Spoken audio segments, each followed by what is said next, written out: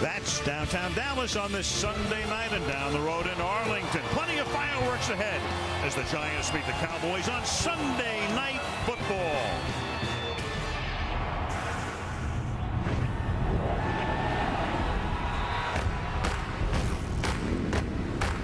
America, it's time.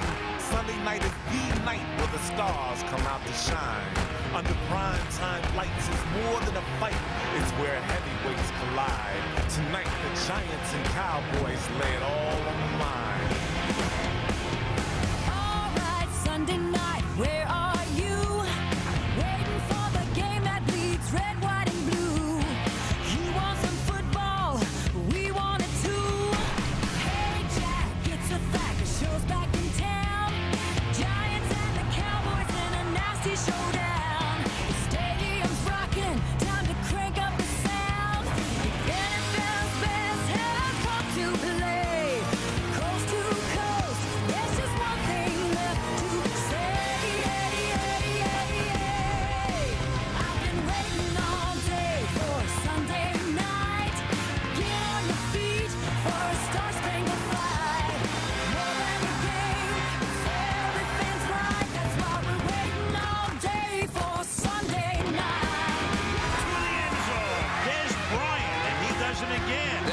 Impressive. Throwing for the end zone.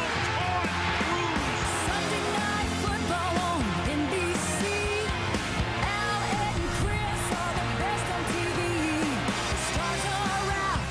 It's the place to be. 'Cause the NFL rocks on NBC. Yeah.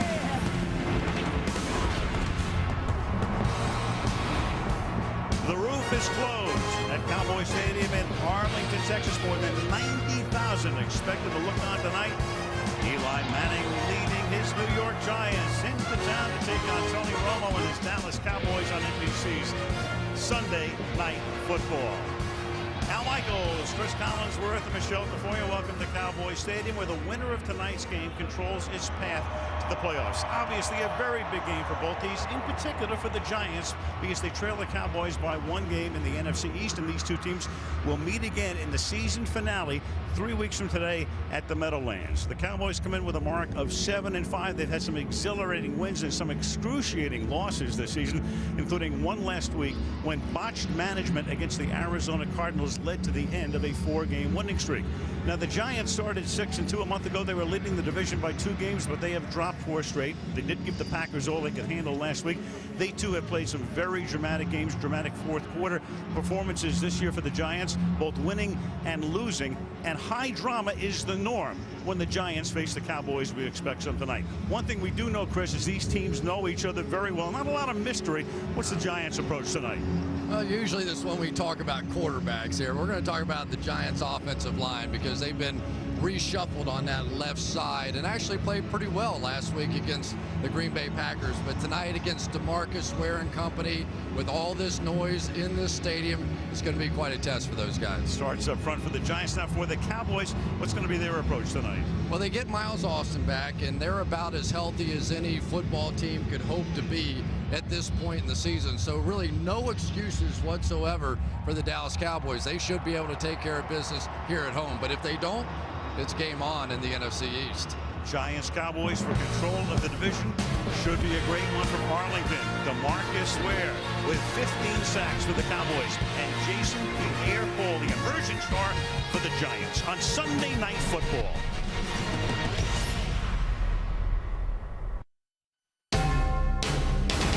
NBC Sports, home of Super Bowl 46, welcomes you to the following presentation of the National Football League. Up-to-date standings right now in the NFC East. Cowboys 7-5. Giants trying to get even with them. And the Eagles won today, but it's really a 2-team race. Remaining schedule, the Giants take on the Redskins back home next week. Then, in effect, a road game, but in their stadium against the Jets. So they have no more traveling. Cowboys have the Bucs in Tampa Saturday night, Philly here in 2 weeks, and then it's the Cowboys and the Giants on January the 1st. Jason Witten having another great year, the Cowboy tight end in his 9th season, down on the field with Michelle Tafoya. Al, thank you very much, Jason. A roller coaster season, some great wins, some agonizing losses. What do you guys have to do to ensure the wins you need to get to the playoffs? Well, this is it tonight. This is a big game for us. There's been some big wins, like you said, and been some tough losses, but we worked hard to be in this situation, and obviously we've got a tough game tonight against the Giants. Well, the Giants' their pass defense has been a little bit susceptible lately. What can you do tonight to exploit their inexperience and the injuries back there in the secondary? Well, getting Miles back is going to be big for us. That's an area that we need to try to attack. Obviously, the challenge is up front with those guys. They're really good getting the pass rush, so tough challenge for us, but this is what you play in this division for, to play these type of games. Jason, thanks very much. Thanks. And as an example of how depleted the Giants defense is, their starting middle linebacker, Chase Blackburn, was on the couch for the first 11 games of the season before the Giants signed him. He's replacing Mark Hertzlich. Also out strong safety Kenny Phillips and defensive end O.C. Umanura. And Jason Garrett tells us, Al, that Dallas is as healthy as they've been, although they are without tight end Martellus Bennett tonight. All right, thank you, Michelle. They do get Austin back, as Chris said. Jason Garrett, his first full season as the head coach, took over midway through last year. Tom Coughlin in his 8th year as the head coach of the New York Giants. Now, Felix Jones, who was the starting running back at the start of the year and is now the backup to DeMarco Murray, has taken over the kickoff return duties. So he's back. The Cowboys won the toss and they received. And 7 yards in, taking one step out and then taking a knee is Jones. And Romo and his gang will go to work from the 20-yard line. Let's meet the Cowboys. Tony Romo, Eastern Illinois University. DeMarco Murray, Oklahoma. Tony Fiammetta, Syracuse. Dez Bryant, Oklahoma State. Miles Austin, Monmouth University. Jason Witten, Tennessee. Doug Free, Northern Illinois. Montre Holland, Florida State. Phil Costa, Maryland. Kyle Kozar, Arizona State. Tyron Smith, USC. Smith, the youngest player in the league. He'll be 21 tomorrow, the #1 draft choice. Fiammetta introducing himself. He's missed 3 games with an inner ear infection, the fullback, and he can make a big difference tonight. And Romo on first down has his first pass tipped as Matthias Kiwanuka got a hand on it. Incomplete, second down and 10. You don't really think of Matthias Kiwanuka as a pass player, but he gets underneath this one. They're obviously Romo coming out trying to just get something established early on, and I would expect the Giants to pretty much stay with that 4-man pass rush tonight, and that's really the key. The front 4 minus, as Michelle said, Umanura tonight. A little toss. Here's the rookie Murray trying to cut it back. Murray to the 23, 3rd and 7. Let's take a look at the Giants defense. Justin Tuck, Notre Dame. Linville Joseph, East Carolina. Chris Canty, Wahoo Wah. Jason Pierre-Paul, South Florida. Matthias Kiwanuka, Boston College. Chase Blackburn, Akron. Quan Williams, University of South Florida. Corey Webster, LSU. Deion Grant, Tennessee. Antrell Roll, BU. Aaron Ross, the University of Texas. Giants decimated by injuries in the secondary. It started in training camp. 5 defensive backs on injured reserve. 3rd down and 7. Romo throwing, and the pass incomplete, intended for Miles Austin, overshot him, and it's a 3-and-out start for the Dallas Cowboys at home. Well, not a very good start either. We'll start over here with Doug Free working against what I think is one of the most electric pass rushers in the game, and Jason Pierre-Paul, and it was just a miscommunication down the field. Miles Austin's first game back, and that one was sort of thrown to nobody. Not a good start for the Cowboys. Matt McBriar, one of the best in the league. Will Blackman is back to receive for the Giants, and that is taken at the 21-yard line. And up the sideline, he comes to the 37-yard line. And let's take a look at the Giant offense. Eli Manning, Ole Miss. Ahmad Bradshaw, Marshall. Henry Hynoski, Pittsburgh. Hakeem Nicks, North Carolina. Victor Cruz, Massachusetts. Jake Ballard, The Ohio State. Dave Deal, University of Chief Illinois. Mitch Petrus, Arkansas. Kevin Booth, Cornell. Chris Snee, Boston College. Kareem McKenzie, Penn State. Chris talking about that offensive line. Mitch Petrus made his first ever start last week. Second-year man out of Arkansas. Booth has moved to center with Boss inactive. And the Giants start from the gun. A little toss. And this goes to DJ Ware. And he's taken down after no gain. So they get Bradshaw back last week after he'd been hurt, gone for 4 games. They have Jacobs, and they start with Ware on a little toss out of the backfield. And the word from the Giants that we're just getting, because of a violation of team rules, Bradshaw does not get the start. There he is, but clearly in uniform, but not starting tonight because, as we just found out seconds ago, a violation of team rules. Second down and 10 with the ball at the 37-yard line. And off the play fake, the pass over the middle, and that's taken by DJ Ware. It'll be third down, and let's take a look at the Cowboy starters. Kenyon Coleman, UCLA. Jay Ratliff, Auburn University. Jason Hatchett, Grambling State University. Anthony Spencer, Purdue. Brady James, LSU. Sean Lee, Penn State. DeMarcus Ware, Troy University. Terrence Newman, Kansas State. Abram Elam, Kent State. Gerald Sensabaugh, North Carolina. Mike Jenkins, South Florida. Secondary will have their hands full. The Giants healthy at wide out. Third down and 5. Here come the Cowboys. The Giants pick it up, and the pass is caught at the 49-yard line. Elam tackles Nix, and that's a first down for New York. Well, you can see what the Cowboys trying to do right away. They're trying to isolate Mitch Petrus, who is the interior guard right here, and just create one-on-one situations for Jason Hatchett there. He handled that okay, and they flipped DeMarcus Ware to the other side to go against Kareem McKenzie, but he got a lot of help on that side. Now Brandon Jacobs comes in.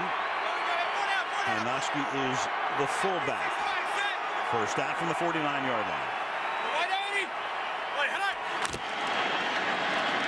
Jacobs to the outside, has room. A hurdle move, and out of bounds at the 38-yard line. Went over Gerald Sensabaugh like he was in the Olympics. Like Ronaldo Skeets Nehemiah on that play. Anytime you see a guy that big hurdling somebody, but what defensive players always want to do, Al, they don't want to tackle this monster up high, so they try and cut him low. Jacobs knows it. He just goes over the top. We see tight ends do that as well. Pretty athletic move for the big guy. And a good block by Hanoski, taking Hatcher out of the play at the point of attack. The ball at the 38-yard line. Back-to-back first downs, and the Giants opening drive. Double wing to help in protection. They are concerned about this Cowboys pass rush. Toss, Jacobs.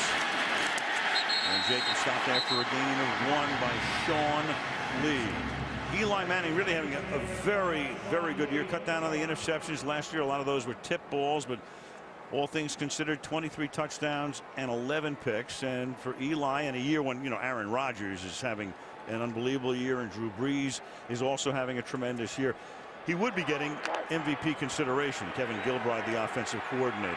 Well, if you just took Eli's fourth quarter numbers, he would be the MVP. He's been remarkable. Second down and 9 from the 37. 3-step drop, and it's almost intercepted.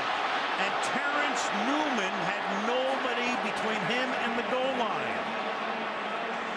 Anytime you fool around with a veteran quarterback, he had the drop of Eli measured right there. He's looking right in the backfield. He had no help behind him. That was not some gimmick defense. That was just a veteran Terrence Newman, who unfortunately for him dropped his pick 6. That should have been an opening touchdown for the Cowboys. Third and 9. Ware comes back in the backfield flanking Manning.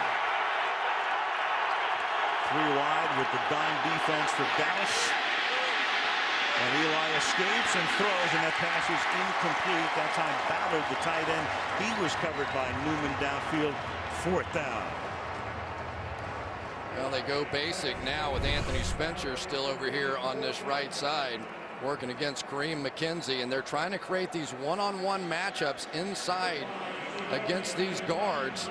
But that time Eli scrambling out, nowhere to go, but really about 3 or 4 more yards. They could have attempted a field goal there, decided to take the shot down the field. Steve Weatherford, first year as a Giant, doing a nice job this season. Bryant is back there. He won't have a chance to get it, and with a little backspin on the ball, that will pin Dallas at about the 8-yard line. Opening quarter, 10:21 to play, no score. Texas. Sunday Night Football brought to you by Southwest Airlines. You can find our fares online only at southwest.com. By Mercedes-Benz, experience truly great engineering today at your authorized dealer. By Verizon, your holiday smartphone destination. And by Frostproof Coors Light, the world's most refreshing beer. Friday night, right here in the stadium, Tyler Chapel Hill defeated Alvarado 20-19. Won the Texas Class 3A state championship. And what a thrill for those kids to play in this building now in its third year. Cowboy Stadium in Arlington. Dallas from the 8-yard line. Second drive for the Cowboys tonight. Beginning on the ground.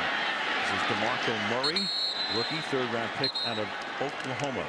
So Tony Romo, now in his 9th year, started with the Cowboys beginning in 06 under Bill Parcells, took over for Drew Bledsoe. In fact, against the Giants at halftime of a Monday night game. Having a good year. His numbers are similar to Manning, but for Romo, those 3 excruciating losses, the one against the Jets on opening night and against Detroit, can certainly be pinned on him. And last week's clock management on 2nd down and 9, and Romo loses the ball and he's in the end zone.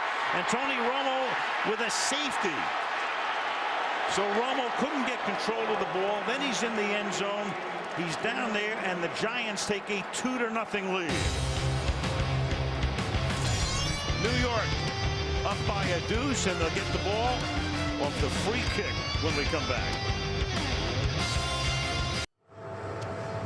Let it be noted that Pierre Paul gets credit for the safety, so that's the first scoring play of his career. It begins with a safety. Romo losing control of the ball, trying to regain it, lost his balance down in the end zone, and now McBriar with a free kick from the 20-yard line, and Blackman is back to run it back for the Giants as he hauls it in at the 18-yard line. And the coverage is very good as they swarm them inside the 30-yard line, and back we go to the scoring play, Chris. A lot of stuff going on this play. Jason Pierre-Paul right here. The Cowboys decide not to chip with Witten. He works right around Doug Free. Now, is there any forward progress? No. Did his knee go down where you could claim the sack? No. And Witten was trying to explain to him, listen, just get that thing out of there. You know, because a lot of times when he was lined up there, he was wide open. You saw Witten. He could have just turned and flipped that ball. But if Romo stays on his feet there, he could have just thrown the ball away and survived the 2 points.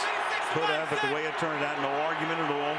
Clearly a safety at the end, and it's first down for the Giants now. And Manning with a deep drop, and he tries to set up a screen and loses control of the ball as he releases it. Pressure put on by Sensabaugh and by Lee as well. It'll be second down. Yeah, Gerald Sensabaugh, of course, we're talking about Rob Ryan. We're going to see a lot of different blitzes. You'll see him coming up late on your screen. One of the untold stories of this game, though, Abram Elam, who lost his father this week, went home for the funeral. And because this Cowboys defense is so multiple, they do so many different things. The fact that Elam missed some practice, there was some concern whether or not he would be up to date with the game plan. At least on that one, they had it nailed perfectly. Elam and Kenyon Coleman know this defense very well because they were with Rob Ryan in Cleveland, and he brought them over here this year. And Jacobs chugs his way to the 31-yard line.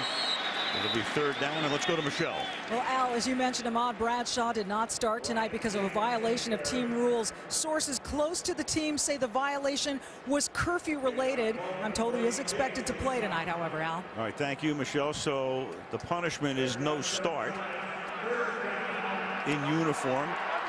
Third down and 7 with 9 minutes to go in the opening quarter. 2-0 Giants.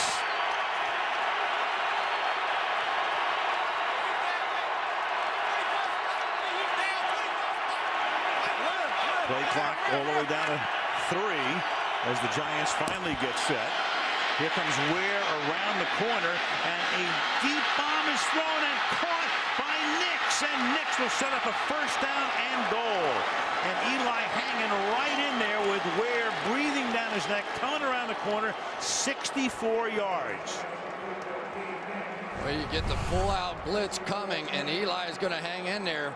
But on the outside, there's just nobody deep because of the straight man-to-man coverage. You bring that kind of pressure, it means that you're going to have Allen Ball back there in a one-on-one situation. Sensabaugh doesn't get there. And the Giants are playing like they haven't for the past month. First down and goal. Jacobs is the back. They've got Hanoski in the game. And Ballard also, and a fade is incomplete, intended for Nix, who was covered there by Mike Jenkins. Manning has been terrific this year, going deep. 29 completions to targets more than 20 yards downfield, and that's #1 in the league. Here's Manning waiting for the play call. He's looking over at the bench saying to Kevin Gilbride, as you look at where as Manning is able to escape him. Eli waiting for that play call, which he gets now with 7:49. You've got Beckham in the game, who scored a touchdown last week. Play clock ticking down again to 4, 3. He gets it away, and he runs that same play, but to a different guy, this time to Beckham, and that's incomplete. So Jenkins just playing, in effect, the right corner no matter who comes out of the Giants pattern, covering on both plays, 3rd and goal. Well, Beckham's a big tight end, had a touchdown last week against the Packers, and I guess they're just feeling like the bigger body on the outside. Look at Eli, didn't he have the laces? Did you see him throwing the ball? Yep. Didn't even have his fingers on the laces. Sometimes the ball just lands funny, and you got to get it out of your hand so fast. Probably impacted that throw. Now you've got Nix going against Jenkins on the left side. Manningham has missed a couple of games. Set to the right. They run a draw on the inside, and the Cowboys are right there as Ware gets taken down behind the line of scrimmage. That's DeMarcus Ware.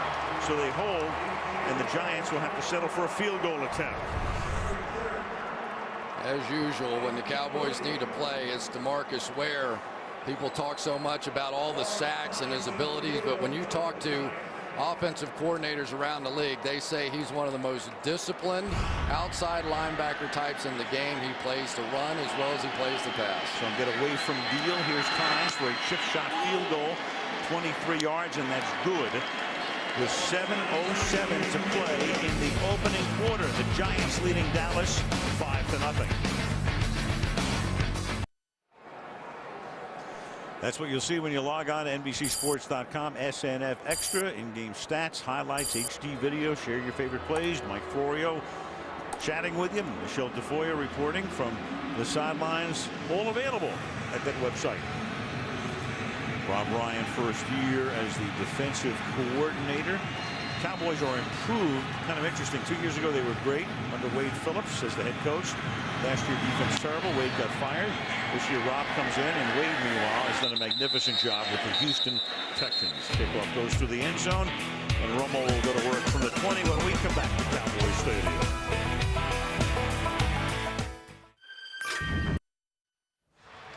This week on The Tonight Show, J.R. welcome Charlize Theron, Louis C.K., Ron Paul. And on Thursday night, well, you talk about wrecking the ratings. You and I will be there. They finally ran out of stars in Hollywood. They certainly did. Let's have a moment of silence for Hollywood. From the 20-yard line on first down. Big hole exploited by the rookie DeMarco Murray. Gain of 9. That Giant defense, of course, they've been decimated from the beginning of the year by injuries, but 47 points to the Saints and the Packers over the last 2 games. 350 or more passing yards and 4 touchdown passes allowed in each game. Yeah, did we mention who the 2 quarterbacks were? There you go, Breeze and Rodgers. Yeah. Hello. Second down and 1 from the 29. Murray to the 33-yard line. So when the season begins, after, Barber and Felix Jones and Tashard Choice had kind of been a 3-headed attack, it was going to be Jones. And then all of a sudden, Jones got nicked up, and they brought Murray off the bench, and they had a phenomenal debut as a starter against St. Louis at a rookie record. And there he is with almost 1,000 yards this season. Cowboys rookie record set by Murray, who makes the catch and takes it out to the 40-yard line. Gain of 6.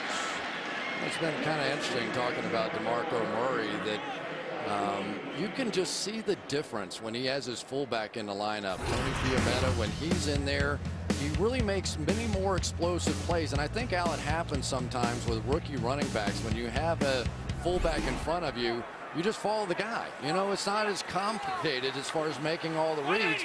And it really has been a major factor for DeMarco Murray. 2nd down and 4. Fiametta missing 3 games in a row, and then it's not nearly as complicated as like snapping the ball and, you know, some. False start. Offense, number 64. 5-yard penalty. 2nd down. Left guard Montre Hollins so announces Scott Green on the first penalty of the game. We don't even want to mention the word bad snaps and what the Cowboys have been through this season. Clearly, everybody thought the snap was on 1, and Costa thought it was on 2. So there's a penalty on the left guard when it really should be on the center. 2nd down and 9. They run a draw. A Cowboys staple. And that's Murray fighting his way close to a 1st down. Tollefson making the tackle. It will be 3rd down and 1. And now Murray is slow in getting up. So he's rolling around, and there's an injury timeout. Watch Murray finish this run. Now, this is what I like about this kid. Watch him put his head down, split those 2 defenders, and get up the field, and couldn't tell exactly what happened to him.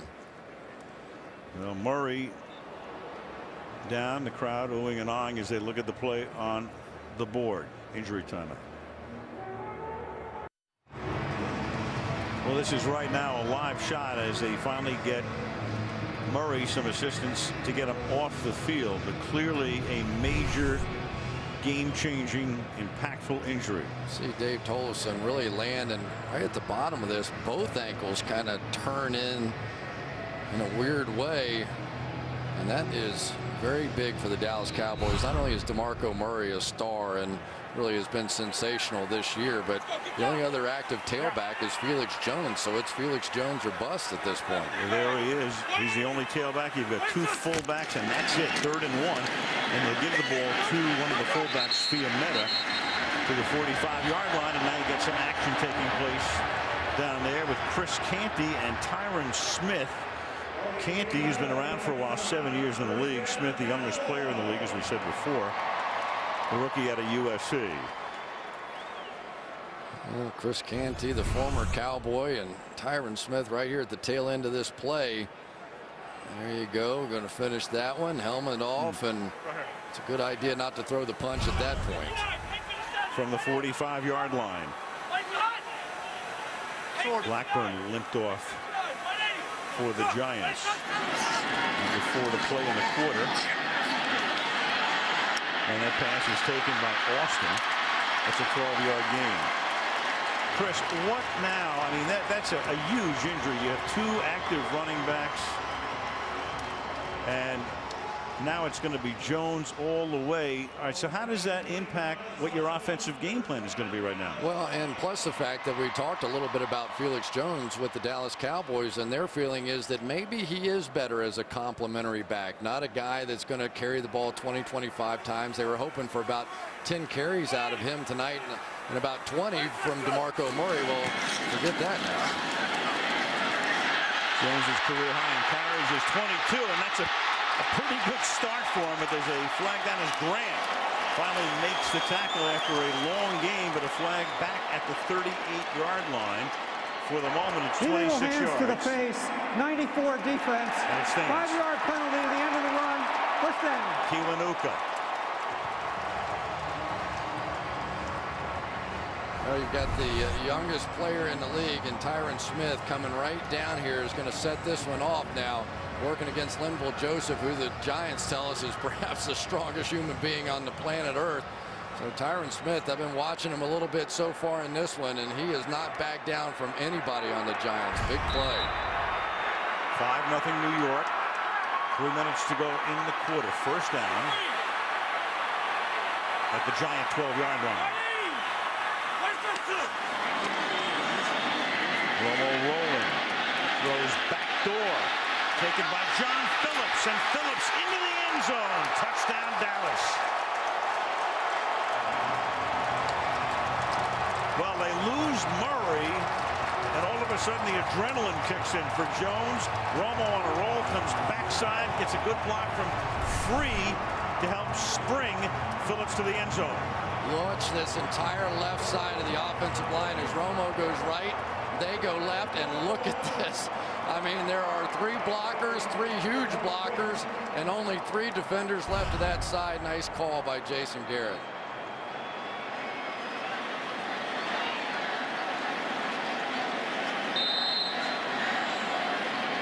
Now the rookie free agent Dan Bailey for the extra point with 2:49. That's Phillips' first touchdown reception of the season. The kick is good, and the Giants have now trailed at one point or another in every game this season, including this one, 7-5 Cowboys.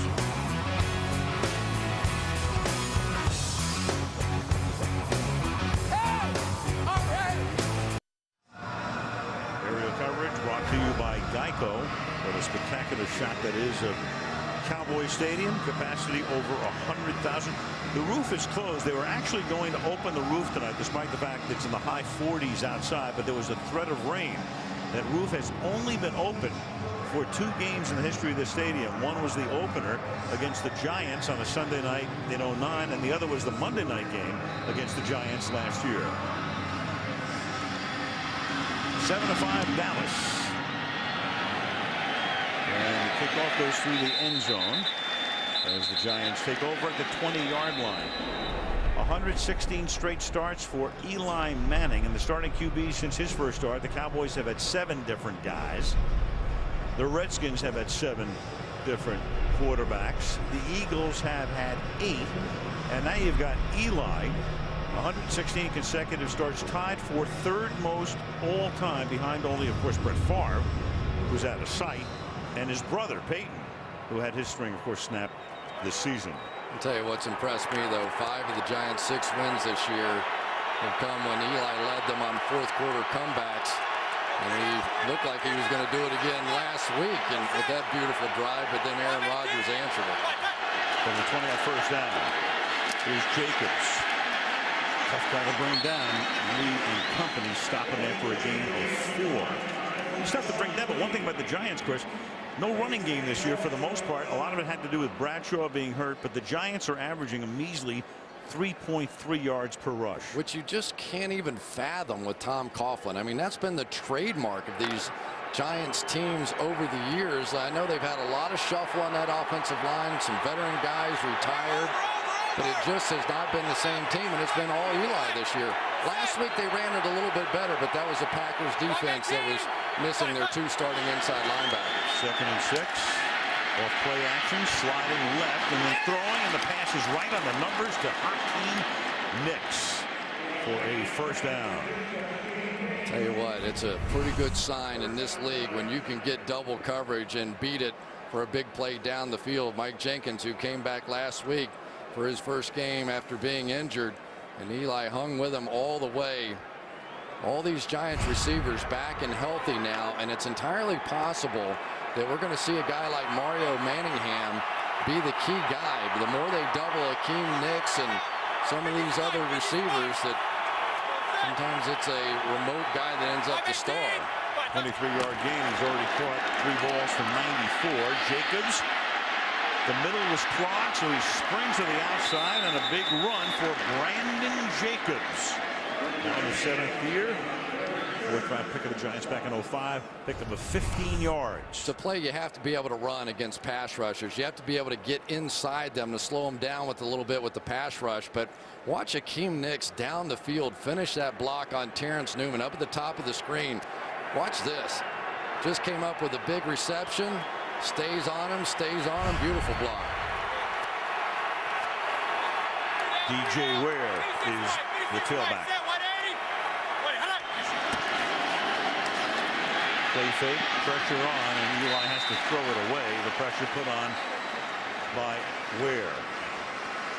Tom Coughlin, through the years, the Giants rush offense, if you go back to when Tom started in '04 in New York, 2nd best in the league, 133 a game, and last this year.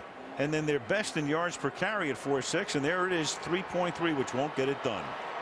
It's just amazing. And now they have their lead back, Ahmad Bradshaw, out with rules violation. Tom Coughlin, he only knows one way to do it, doesn't he? I mean, if you break a rule, you're not going to play, even though it is sort of the elimination game for the Giants. Very consistent through the years, both at Jacksonville and with the Giants.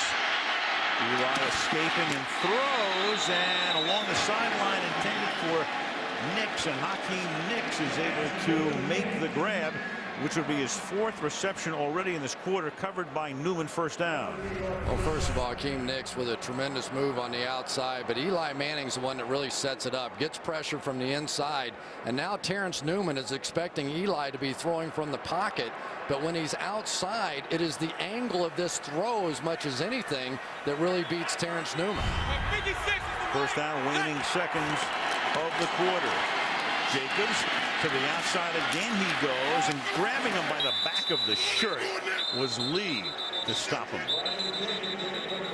And that's going to take us to the end of the first quarter here at Cowboy Stadium in Arlington, Texas.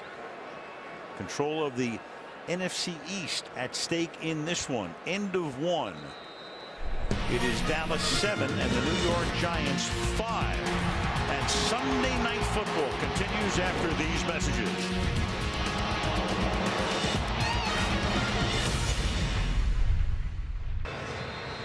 Second quarter, Al Michaels, Chris Collinsworth, Michelle Tafoya. Giants, Cowboys, Sean Lee got Jacobs by the shirt.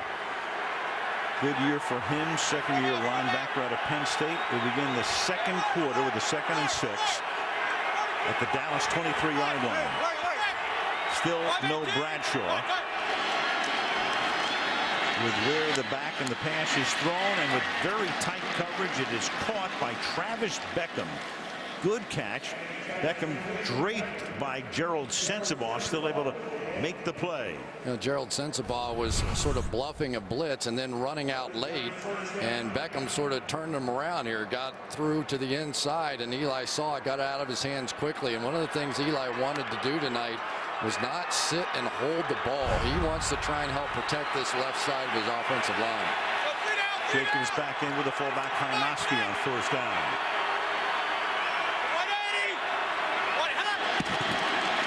Toss to Jacobs, and Jacobs gets inside the 10-yard line. Terrence Newman up from the corner to make the tackle, gain of 3, 2nd and 7. Yeah, Eli didn't look too enthused to be blocking DeMarcus Ware on the backside of that play on that one. He sort of wheeled around and did the pitch, and nobody was going to block Ware. And Eli saw him, and he goes, oh, I got to protect my guy. Oh, he'll be all right. Don't worry about it. It's not bad. That's a good quarterback block. Chipped him. Semi-chip. 2nd and 7 from the 9.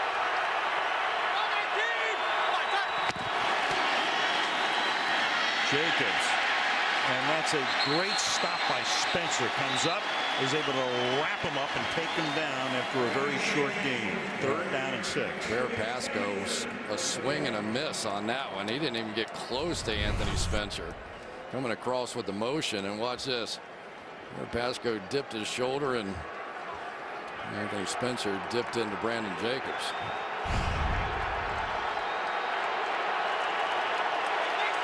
Third and 7. One of those where you're probably going to get single coverage on Mario Manningham, double across the board everywhere else. Are you willing to go to your 3rd guy? Manningham covered by Newman to the right. Eli not even looking there, looking left all the way, and throws that one with a flag down out of bounds.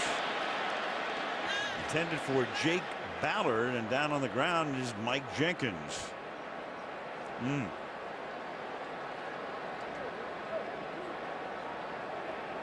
So Jenkins shaking up here. Scott Green. Interference, defense, number 21. Ball will be spotted on the 1-yard line. First down. Insult to injury. Flag on him. 1st and goal, and he's hurt. Jenkins on the outside. I really didn't see anything. I think it was really on the inside. It looked like Gerald Sensabaugh held going across the field. Watch Victor Cruz coming inside, but right up here, let's see if this was. Yeah, I don't know what that is because of and topped off by I don't even think it was a catchable ball. But it's 1st and goal, and Ryan is furious. To clear it up, Scott Green announced the penalty on Jenkins. The penalty was unsensible. You can see this. Jenkins made no contact with anybody. Here it is. And the question also with Ballard is, can he make the catch? Is this ball catchable to begin with? Well, not if he's holding him. That used to always be my line to the official. What do you mean uncatchable? I'd have caught it if he didn't hold me. Well, during the break there with Jenkins being assisted off the field, Ryan and Garrett both pleading their case with the officials. Giants go with a 3 tight end set to give the ball to Jacobs, and he will waltz into the end zone for a touchdown.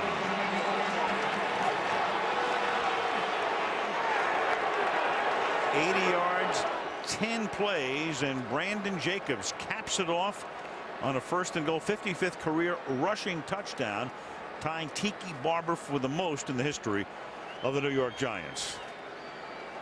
I'll tell you, we saw Brandon Jacobs last week in that game against the Packers start to build a little momentum, and he is running hard here tonight as well. 6 rushes, 4 passes on that 10-play drive. The extra point by Tynes is good. And a couple of minutes into the 2nd quarter, the New York Giants have retaken the lead over the Dallas Cowboys 12-7. Tough block here by Chris Nee, but he gets it done. Good quickness off the ball. Able to turn Jay Ratliff just enough for the walk-in touchdown.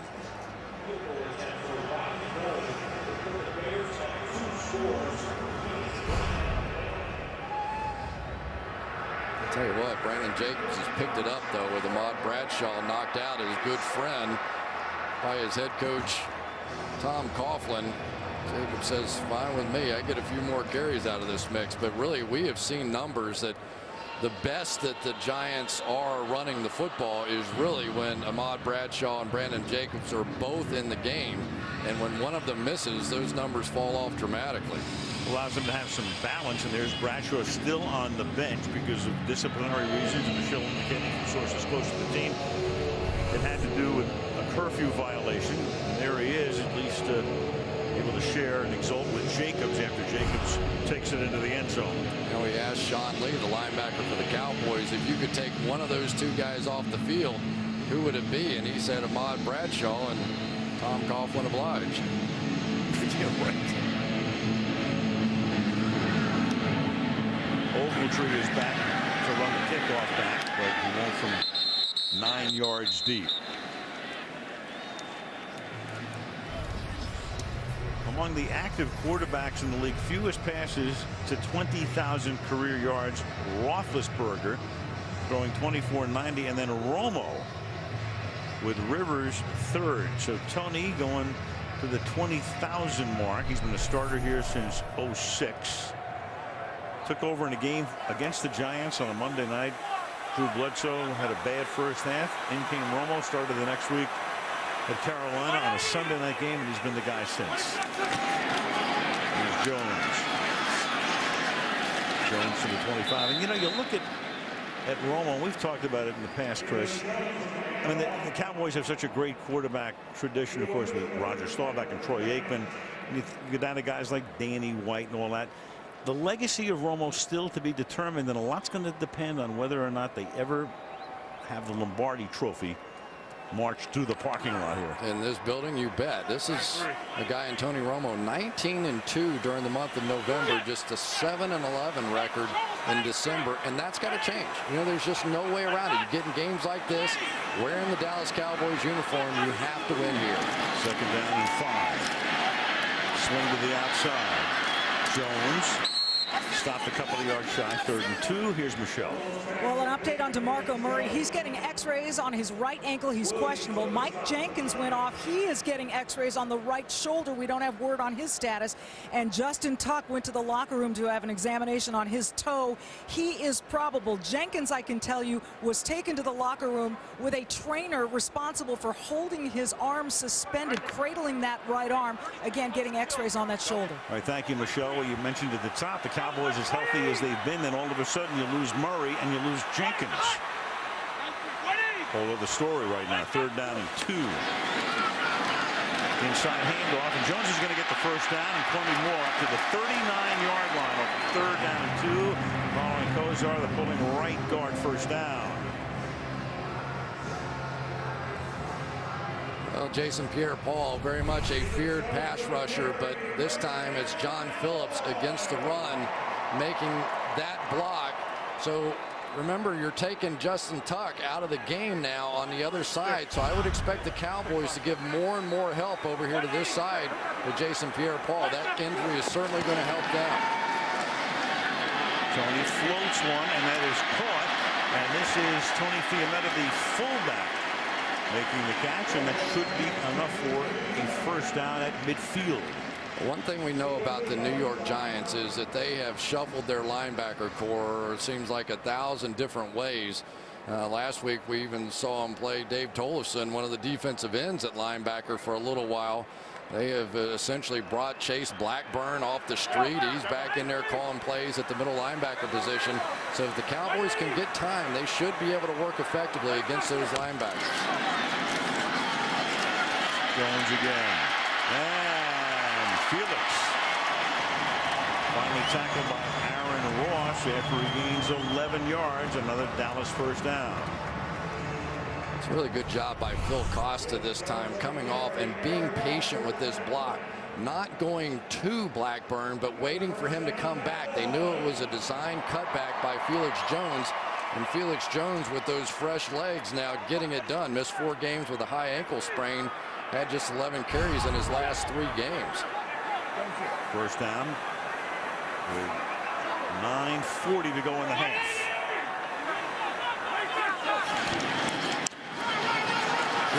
Jones, well, he knows he's got to get it done. He's the only running back, with Murray back in the locker room. Gain of 6, 2nd down and 4. Well, we first saw some of this stuff with Brett Favre back in the day, and Tony Romo is about as good at it as Brett is. Watch it fake the little quick screen out there, his eyes that way, and then come back with the draw. Cowboys been one of the best draw teams in the league this season. 2nd and 4. Jones slips a tackle in the backfield, works his way inside the 30-yard line, and that's a first down. Now, there's no question that I think this Cowboys offense a little different with Tony Fiametta in there at the fullback position. Simplifying things. He's made good blocks at the point of attack tonight, and just keeps springing Felix Jones here, who you wonder what his conditioning must be like. For a running back, sometimes it's hard if you haven't played a lot, and all of a sudden you're out there carrying it 20-25 times. We'll keep our eye on him as the game goes along. Felix, the #1 draft choice of the Cowboys in 08, number 22 in the draft overall. Play action to the outside, and that's the first catch of the night for Jason Witten, 9th year at the University of Tennessee. Solid and steady. And you think about Jay Novacek with Troy Aikman through the years, and Jason Witten.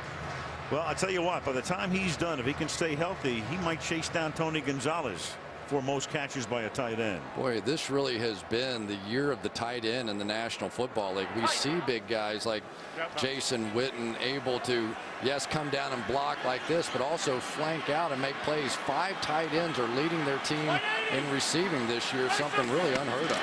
2nd and 7. Jones, boy, that's some great move by Jones. Finally roll, knocks him out of bounds. A little jitterbugging stutter step, and Tom Coughlin can only shake his head.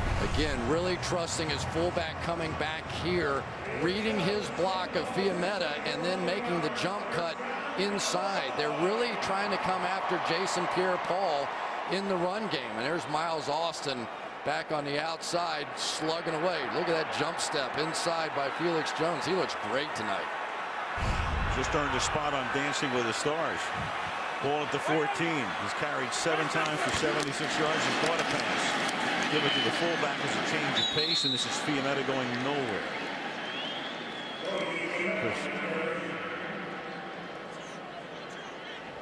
The 2nd down and 10. The Giants allowing 10 touchdowns on the last 12 opponents' drives. inside the 20-yard line. Terrible. Yeah, but I'll remind you who they played here lately. You know, you take on the Saints and the Packers, and nobody's going to mail the stats home to mama. 2nd and 10. Des Bryant splits to the left. Bryant without a catch so far tonight. Had 8 grabs last week in Arizona. And Romo has that one batted down by Canty, and a flag is down. Flag down to the secondary at the 5-yard line. Illegal contact, defense, number 57. 5-yard penalty, automatic first down. Daquan Williams, the rookie out of South Florida, first down. The hardest thing in the world for a rookie linebacker is to not hit somebody. In college, you can do this all day long. But after 5 yards in the NFL, you can't make contact. And it's just a natural thing for a linebacker with a tight end running by him. But because of some injuries, again, some guys, rookies like Daquan Williams and Tyler Sash in the secondary, they've got to play. First down and goal. The ball is at the 8. Romo rolling right, throwing, caught, touchdown. LaRon Robinson. And that's Robinson's first catch of the game. Well, again, you end up with a guy who was essentially your 4th wide receiver now out there. But what a job LaRon Robinson has done for the Dallas Cowboys this year. With all the injuries at the wide receiver position, they simply had to have somebody step up. And here's a guy that basically, because Norv Turner during a scrimmage said, I'm going to have to cut a very good wide receiver at some point, the Dallas Cowboys started paying attention. They saw that it was going to be LaRon Robinson. He comes over late and has had a huge impact this year. Former Falcon, former Ram, could have been a Charger. Extra point is good. Back-to-back 80-yard drives for the Cowboys. In between an 80-yard drive for the Giants. Back and forth we go. Dallas with the lead again.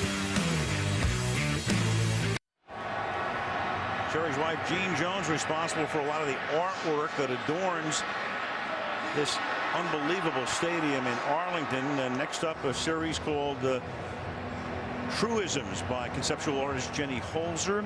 See it on message boards and jumbotrons, sides of iconic buildings around the country with collection of contemporary art pieces. And you know, we watched the Joneses through the years dream about this stadium, design this stadium. And how would you like to design a house and furnish a house for 100,000 guests? But that's what they've done. Darrell Scott downs it in the end zone, and the Giants will take over at the 20-yard line. What an endeavor. Pretty good ball game too.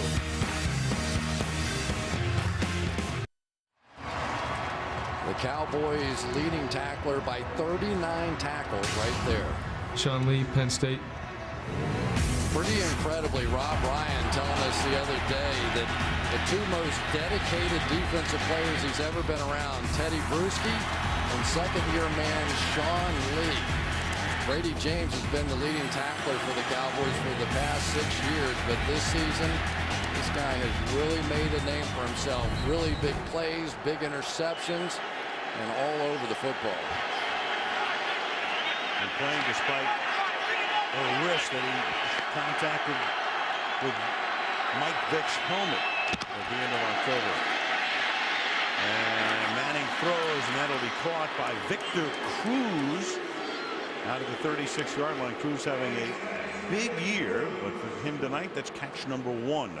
It's a really interesting thing to see. Right here is Sean Lee, and because Brandon Jacobs has to come up and block him, that means David Deal gets no help on the outside that time against Anthony Spencer. It's an interesting strategy because it creates some one-on-ones for those outside guys. We'll keep an eye on that tonight, but DeMarcus Ware may get more one-on-ones if they stay with that than he would otherwise. Orlando Scandrick is in for Jenkins, and then Spencer comes across the line of scrimmage. Each team points to the other side naturally.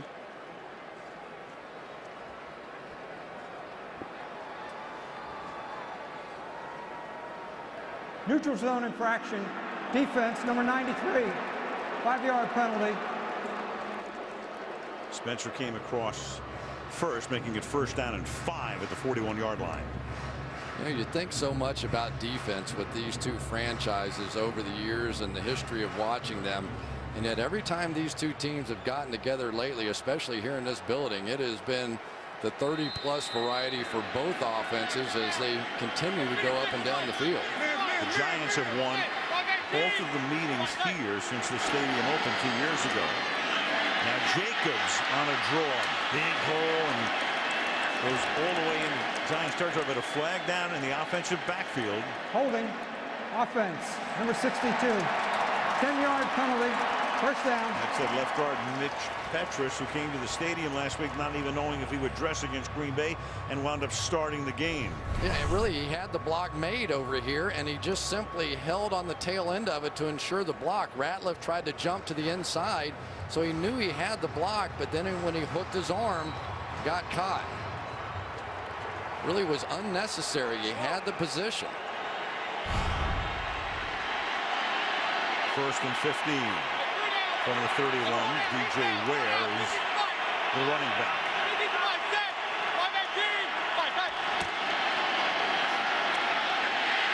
And they set up the screen. Ware, who used to play with the Jets,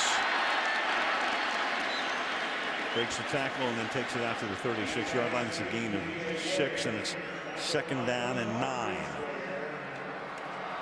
Eli in this building. His numbers right there, 6 TDs and 3 picks. Good rating, 2 wins. And then he signed the wall in an anteroom in the locker room right there. Eli Manning, 1st win in the new stadium. They asked him to sign it, and he obliged. 2nd down and 10. And Manning, and that's off the hands of Victor Cruz. Jenkins has now come back into the game. Good news for Dallas there, 3rd and 10. I bet you Jerry Jones didn't ask him to sign that wall in the locker room. No. And for Mike Jenkins, it has been a tough year. He came back last week and played well, and well, you're just down to that time of year, Al, when everybody hurts. Everybody's in pain. I always thought if you could hold some players out until the last month of the season, they'd look like they were going 100 miles an hour. You can see almost the way he's dragging that arm, but he's going to give it a go.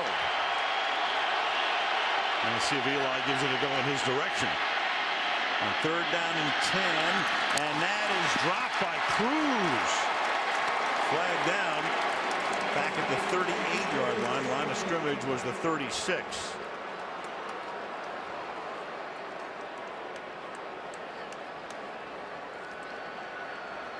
Wants to know whether it's going to be declined. Holding. Defense, number 57. 5-yard penalty. Automatic 1st down. It's Victor Butler. And that was a 3rd and 10 play. Big penalty. See if we can see exactly on the outside. Butler working against Jake Ballard and sort of wrap around the shoulder. And on the inside, it was DJ Ware. Watch him hit Anthony Spencer. Wow. Spencer leaves the game. Alex Albright, a rookie out of Boston College, replaces him. And there goes Jacobs to the 49-yard line. Well, I tell you, that was a heck of a block by Henry Hynoski, the fullback, on this one. Watch him come up and make this hit. Not only get the block, but seal him to the inside to give Brandon Jacobs a nice running lane in there. Brady James right out of the play. Ball at the 49-yard line. 3.5 to go in the half. Dallas up by 2. Winner controls its run to the playoffs. And Jacobs will chug his way across midfield and be very close to the 1st down. You know, coming into this game, Kevin Gilbride understood that he was going to have protection issues. And his comment to me was, if we can run it, I'm not going to do anything else. He goes, we have to establish that we can run the football to allow our offensive linemen to go forward and get those pass rushers moving a little more laterally instead of just flying up the field to come get Eli. Again, team discipline, even though Bradshaw has dressed. Apparently, at least he's out for the first half. You would have thought maybe it was the first quarter, but he hasn't played at all tonight. So far, not needed. On first down, here goes Jacobs. That's a gain of 2. So far tonight, the Giants have carried the ball a total of 14 times for 55 yards. Yeah, it's been so interesting on this offensive line. David Boss had been the center, and that had been going just okay. He came over from San Francisco and didn't really give them exactly what they were hoping for. So Kevin Booth came in. I was talking to Kevin to play the center position before the game. He said before last year, I'd never played center in my life. Played once last year, a few times this year, and here he is in a big one against the Cowboys. And Manning throws, and that's caught on the outside by Hynoski. He takes it to the 43-yard line, and that takes us to the 2-minute warning with 1:54 to go to the half. Cowboys by 2. We'll look at 30 Rock Toyota halftime show coming up. Tom Brady got into a heated sideline argument. Pats beat Washington. Texans get to the playoffs for the first time. Dramatic win at Cincinnati. Tim Tebow and the Broncos have won 6 straight. Bob will talk about that phenomenon coming up on the Toyota halftime show. 1:54 now, 3rd and 4 for the Giants from the Dallas 43-yard line. And Manning deep downfield. Is it incidental contact? And that's what they say with Newman and Mario Manningham coming together. 4th down, no flag. Well, Eli deciding to go to Manningham, and he is indeed the guy that got the single coverage, and he was there. Would have had a good shot at this ball, but you see Terrence Newman looking back for the ball. Tangled feet, good call, no foul at all. That was a big play in the game, because now the Giants are going to have to punt.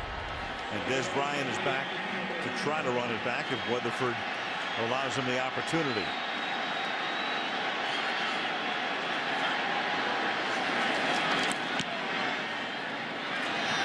Bryant's going to call for a fair catch and then let it bounce at the 6-yard line. And then a flag comes in at the end as the Giants down the ball at the 6-yard line.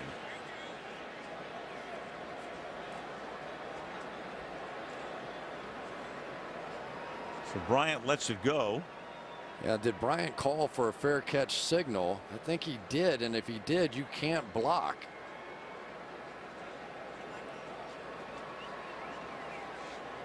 Unsportsmanlike conduct, number 88 blocked after giving a fair catch signal. Half the distance to the goal. 1st down. Might not have even known the rule. Here he is. You call for a fair catch. You can't block. But he's going to get some action, and it's going to cost him a couple of yards. Sunday Night Football brought to you by Bank of America, by Hyundai Holidays. See what's new this holiday at your dealer. By Phillips Norelco says the season to upgrade your shave. By the W, Wendy's new double cheeseburger. This past Monday, the Cowboys continuing their tradition of visiting several children's hospitals in the Metroplex area to sign autographs and deliver gifts. Phil Costa has gone back to the lock in the center. Thus, Kevin Kowalski, a rookie free agent out of Toledo who has seen a little bit of action this year, actually came in against the 49ers earlier in the season. He takes over. Tuck comes back for the Giants along the defensive front. Interesting strategic moment right here. Scoring opportunity for both teams. Both teams have all 3 timeouts. Juggled snap, and he gets it to Jones, and then Jones loses the ball.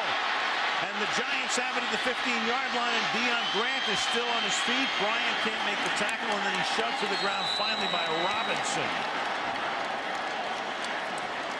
So Jones through the middle, and then Pierre Paul was there and forced it, and a huge turnover. What a hustle play by Jason Pierre-Paul coming across the formation. You're going to see him at the top of your screen, and those linebackers on a stunt were basically out of position. And Pierre-Paul, as he's done all season long, with pure hustle, comes across the play, completely surprises Felix Jones, who never saw him coming from behind. This young man is so incredibly athletic. He can make plays like that all the time. And when you talk to anybody from the Giants, they say the exact same thing.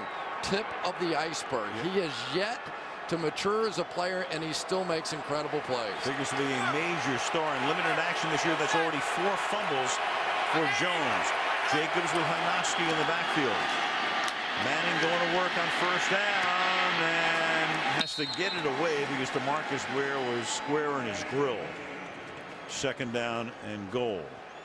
Yeah, and it is not an easy night tonight for David Deal on the outside working against this guy. Probably he's going to end up leading the league in sacks. You know, it's always an interesting battle going on for that number, but he has just been almost unblocked. Remember, Deal was a guard all season. They just moved him out to tackle because of the injury to tackle Will Beatty. Make it 2nd and 10. The ball is at the 14-yard line. Ware came off. Scandrick now into Jenkins defensively. Jacobs swinging to the outside. He's done that with great effectiveness tonight, and he bangs into Sensabaugh before being forced out of bounds at the 8-yard line. Yeah, I think Victor Cruz may have gotten away with a little hold there, or else he has magnets on his hands. Watch to the outside here. You'll see Victor Cruz and Terrence Newman can't get away from him, and finally Cruz kind of sells it a little bit with that push at the end.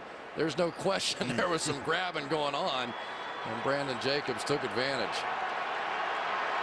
Ball at the 8, 3rd and 4. Ware comes back in. And DJ Ware is in for the Giants.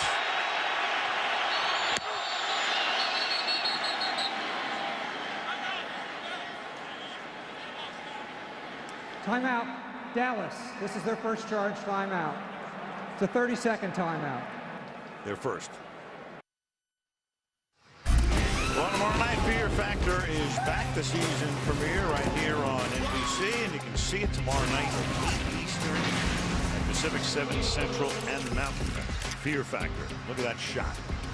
Cowboys Stadium. A little over $1 billion. That's what it'll get you. You ever been in a stadium like this before? No, sir. No, me either. I tell people all the time, if you're in Dallas, take a tour of it. You've got to see it to believe it. It is fantastic. And there's that incredible board. Stretches from 30-yard line to 30-yard line in HD. 9 yards deep. That's down there by Ogletree. 63 ticks to go, and we check with Michelle again. Well, Al, you had noted that rookie Kevin Kowalski had come in at center. That is because starting center Phil Costa went to the locker room and is now out because of a concussion, Al. That's a big, big loss. Thank you, Michelle. Kowalski will have to go the rest of the way. You know, it's interesting. Ordinarily, you'd say, okay, the Cowboys, it's time to go to work here. They've got a couple of timeouts, but now with that substitution and a rookie free agent in there at center, see how aggressive they are.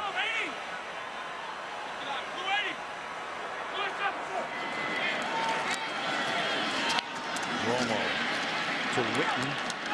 6-yard gain. Boley makes the tackle. Of course, the last time Romo saw Boley was planting him on the ground here and fractured his clavicle, and Tony was gone for the year. I wonder if the Giants have caught up with the fact that the Cowboys have switched centers. I would expect some stunning in there. 2nd down and 4. Romo hanging in the pocket, and then getting free down the sideline is Robinson. And LaRon Robinson, who scored a Dallas touchdown. Romo takes a timeout, has a first down, all the way down to the 35-yard line. Well, that's 1,000% Tony Romo, and the look off of what he does here. This is just the cover 2, and Prince Amukamara does his job, but it was Deion Grant inside that got fooled by this look off, and then Romo got it down the sideline. Let's take a look at his eyes as he pumps down the middle. Shoulder fake, quickly turns to the outside, and for Deion Grant, no chance to get there. And another big play by LaRon Robinson. Romo now 9 of 11, 101 yards. That's a 40-yard gain here. Kind of fun when these two teams get together, isn't it? Always. I mean, it is just a track meet up and down the field, and more often than not, it comes down to the late 4th quarter.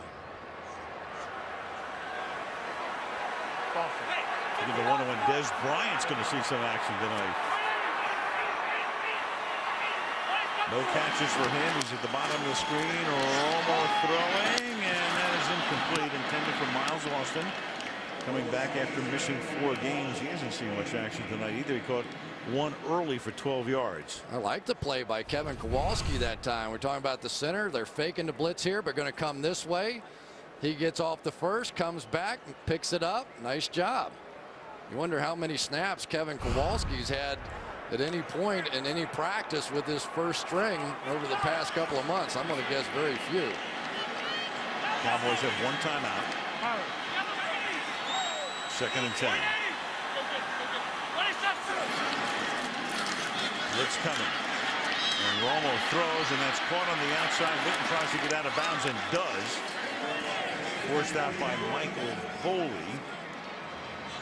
And it will be 3rd down and 7. Giants allowing 68 points in the last 2 minutes of either half. So they've had some great comebacks, but they've also had a lot of problems in the last 2 minutes because that's the most points yielded in the NFL at the end of the halves collectively. Yeah, and right on the brink of field goal position here. They have it now. Cannot take a sack in this situation. And here comes Jason Pierre-Paul at the bottom of your screen. Free blocks him out of the play, and then the pass is dropped. Witten, the normally sure-handed tight end, and that's going to make it 4th down and 7 and set up the Cowboys for what would be a 5th lead change in the game. Bailey's had a great year, the rookie free agent kicker, but he missed 2 last week, and of course 1 was at the end of the game after Garrett called the timeout. He made what probably would have been the game-winning field goal, and then he missed, and it was won by Arizona in overtime. This from 49 yards. And Bailey's kick is good, just inside the left upright. And with 15 seconds, back and forth and back and forth and back and forth we go. 5 lead changes in the game, and Dallas leading 17-15. Pretty good execution on the one he missed last week. Kind of a high snap, got it down, got it through on this one. But boy, I tell you, when the Dallas Cowboys mess up something at the end of the game, it becomes big news, wasn't it? Well, didn't take the timeout at the end, and really, in fairness, Jason Garrett made a mistake. There's no other way to say that. 26 seconds to go in that game against Arizona. They hit one down to about the 30-yard line. Doesn't call the timeout. It was his responsibility to call the timeout, not Tony Romo's.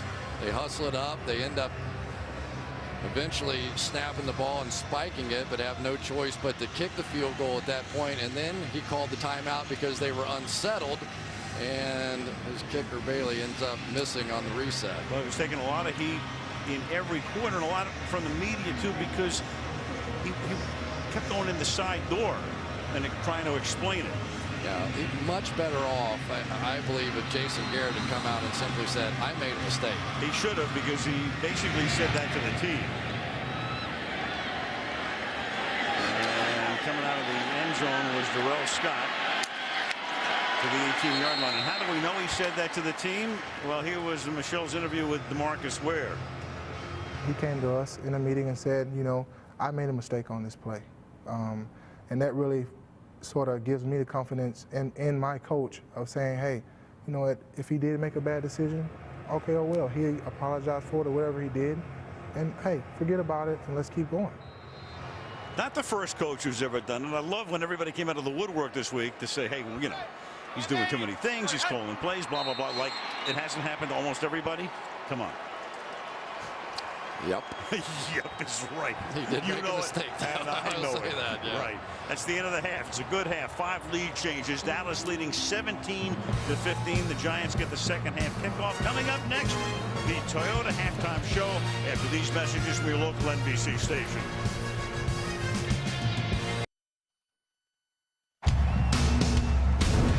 It's time for everybody to know who we are. 1, 2, 3, Cowboys.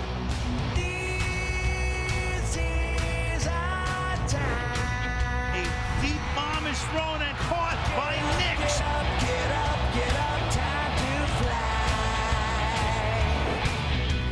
The Cowboys Cowboys are right there. As usual, when the Cowboys need a play, it's DeMarcus Ware.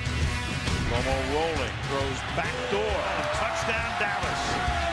To give the ball to Jacobs, and he will waltz into the end zone. He is running hard here tonight. Romo rolling right, throwing, caught, touchdown. And on to the second half. We go in Arlington, Texas. Al Michaels, Chris Collinsworth, and Michelle Tafoya. Sunday Night Football. The winner of the game controls its path to the playoffs. If Dallas wins, they'd be up by 2. If the Giants win, they'd be tied with Dallas in the standings, would own the tiebreaker for the moment, and these two teams will meet again on the final Sunday of the season. Giants will get the ball. Bailey's kick to start. The second half is fielded at the 1-yard line, and this is Darrell Scott, and he'll bring the ball back up to the 22. A lot to talk about, and to start us off, Michelle again.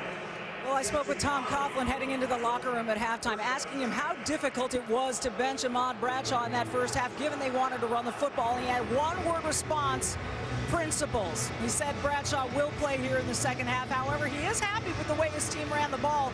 Where they need to make the adjustment is slowing down Dallas's run, Al. All right, thank you, Michelle. They have rushed the ball 16 times for 60 yards. And so here's Bradshaw, who sat out the first half. Came back last week after missing a month. Play fake, and then he'll catch the pass on the outside, and then he'll drag Ware with him for a few more yards. Ware and Spencer finally knock him down, but not until he gains 9 yards. First half numbers here: rushing yards, Cowboys out in front in that area, 7.3. Giants with the passing yardage advantage, and the total yards just about even.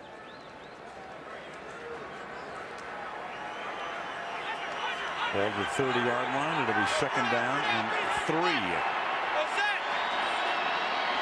Bradshaw behind Hynoski. And he takes the ball out to the 31-yard line.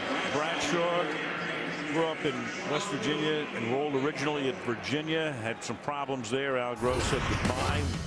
Went to Marshall, came to the Giants in 07. And of course, his big moment as a Giant would be that huge run in Buffalo, next to last game of the season in 07, propelling the Giants into the playoffs. And you know the rest of that story: 4 postseason wins and the Lombardi Trophy. And before a 3rd down and 2, Dallas is going to take a timeout, something you don't want to have to spend a minute and a half into the 3rd quarter. Game Knicks with a huge first half for the New York Giants. Eyeballs on them in all directions. A lot of man underneath coverage as they tried to sort of bracket him, but here they more or less a broken coverage by the Cowboys down the field. But here's double coverage on him, still able to beat Jenkins. Perfect throw by Eli, but impressive blocking as well, this time working against Terrence Newman on a big run by Brandon Jacobs, who has been in and out of the lineup with some hamstring injuries and such, but in this biggest moment for the Giants this season, he has shown up big. We think Dallas took the timeout because they had 12 guys on the field, and that would have been an automatic first down on the penalty. And this is Bradshaw, and he'll get stopped. So it was a good timeout as it turned out. I said automatic in the sense that it was 3rd and 2, so it would have been a first down. And instead, they took the timeout, got the right 11 on the field, and stop him. Here comes Keith Brooking. He's kind of the forgotten man around here these days because of the play of Sean Lee. But come crunch time inside, they still like to have those 2 veterans in there along with Brady James, and made a difference there. Weatherford to punt. And here is Bryant, who, if he calls for a fair catch, will not be blocking after it. And Bryant pinned at the 18-yard line, and then a good tackle is made up at the 26-yard line. by Will Blackman, and we check with Michelle. Hey, Al, I also spoke with Jason Garrett at halftime. He said DeMarco Murray, the running back who got injured in the first quarter, he's not expected back after injuring his ankle. Meanwhile, rookie Kevin Kowalski playing at center. Well, Garrett tells me he's confident in him. He's played some for them this season. He does get some snaps in practice. He calls him a mature rookie. And as for Giant killer Des Bryant, he hasn't got a catch tonight. Garrett told me they're playing a lot of cover two, taking him out of the game, so they just have to find other ways to move the football out. All right, thank you, Michelle. Last year, Bryant scored 4 touchdowns in the 2 games against the Giants in his rookie season. 3 on receptions, 1 on a punt return from the 28. 1st and 10 for the Cowboys. Inside handoff. This is Jones, and Michelle talked about Murray not expected back, so it's all up to Jones right now, the only other active tailback. Well, let's take a look at how they were covering Des Bryant there in the first half. They're really exactly right. Sort of man underneath coverage, and then Corey Webster just running underneath 2 deep safeties, and that's how you end up taking guys away. Now, one of the ways to combat something like that is for your quarterback to take off and run. Wouldn't be surprised to see Tony Romo try and break out a few times in this half. 2nd and a deuce. From the 36-yard line. Jones again. And Jones fighting his way for what appears to be a 1st down. Really, but for the fumble, and that's a big but for right there. It was an impressive half for Felix Jones. As we continue to see the Dallas Cowboys, really both these teams, they're not taking huge risks. Both of them understood fully the impact that the pass rushers could have in this game. And you think back to the Eagles game for the Dallas Cowboys, when that Eagles defensive line simply took over the game. Not wide open, but very interesting, almost compelling, and 5 lead changes in the opening half. The 38-yard line on 1st down. Romo with a deep drop, under pressure, and down he goes at the 34-yard line. Chris Canty, former Cowboy, with the sack. Well, one of the things that the Giants were hoping for tonight was to get some isolation right there against these guards. Chris Canty, the former Dallas Cowboy, very excited to come back and play against his old team. Comes up with a big sack on that one.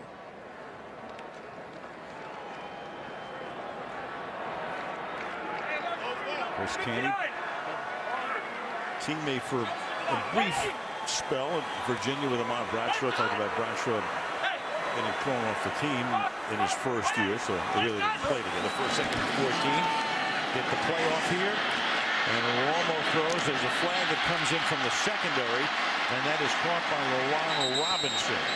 But a flag in the middle of the field coming out of the secondary.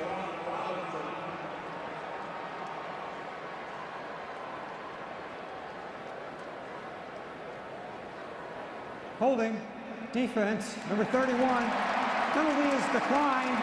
1st down. Penalty decline because the play results in a 1st down with 10.5 to go in the quarter. The penalty is on Aaron Ross. Felix Jones impressive as a runner, but also as a blocker here. Picks up the blitz. You can see they're going to try and come in and attack Kevin Kowalski inside. But Romo had the confidence that Felix Jones would get it done and barely got that thing off. From the 48-yard line.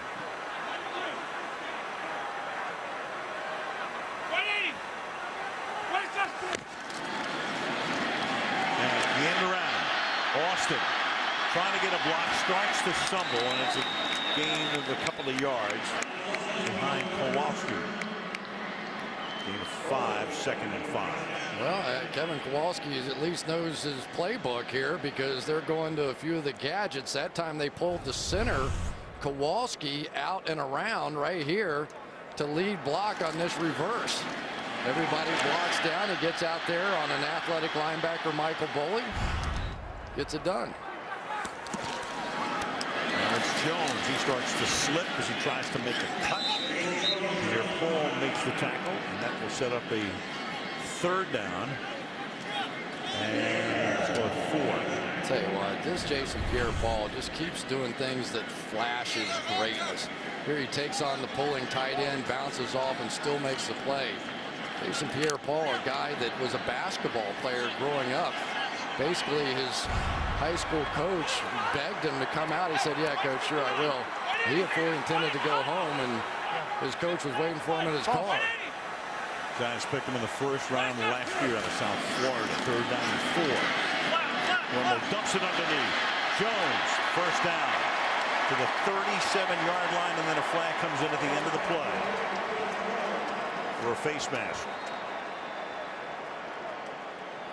It's been a little bit of a rough night for Jaquan Williams.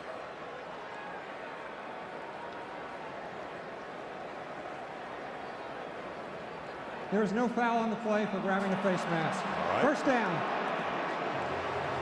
Night got a little better for him. Yeah, it did. I could see what the officials saw. Let's see. Yeah, well, he's inside the helmet. You know, they don't.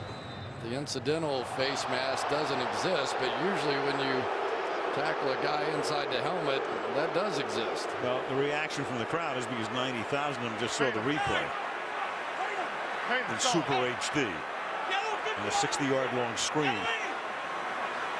1st and 10 from the 38. Straight man-to-man coverage if Romo wants it. There's 5 receivers out. Going for Bryant, and too high, and behind him as well.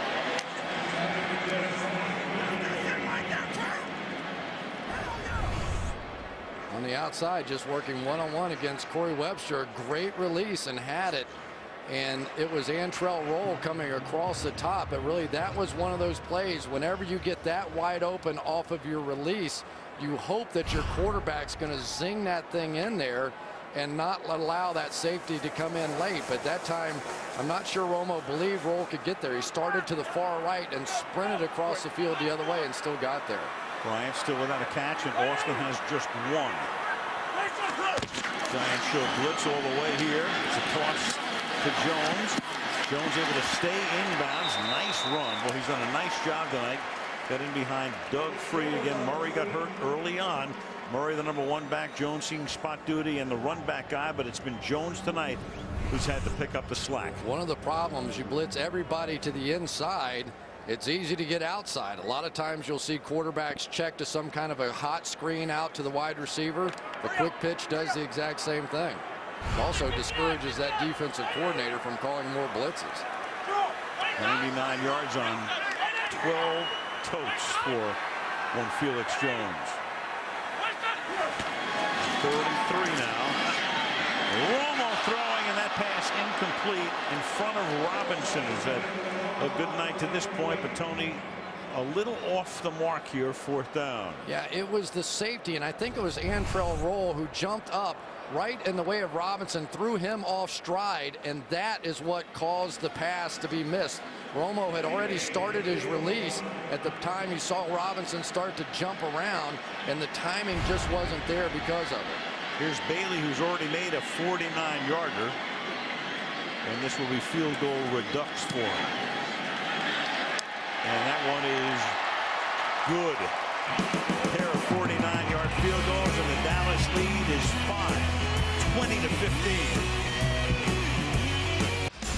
The Philadelphia Phillies play in Citizens Bank Park, and there'll be hockey there. January 2nd, the annual Winter Classic, the New York Rangers and the Philadelphia Flyers, right here, 1 o'clock Eastern Time on NBC. Rangers Flyers, Jan 2. Dallas up 20-15 with Bailey kicking off. Scott from 3 yards in. Good coverage. Tackled at the 14-yard line. Carter among those in on the stop.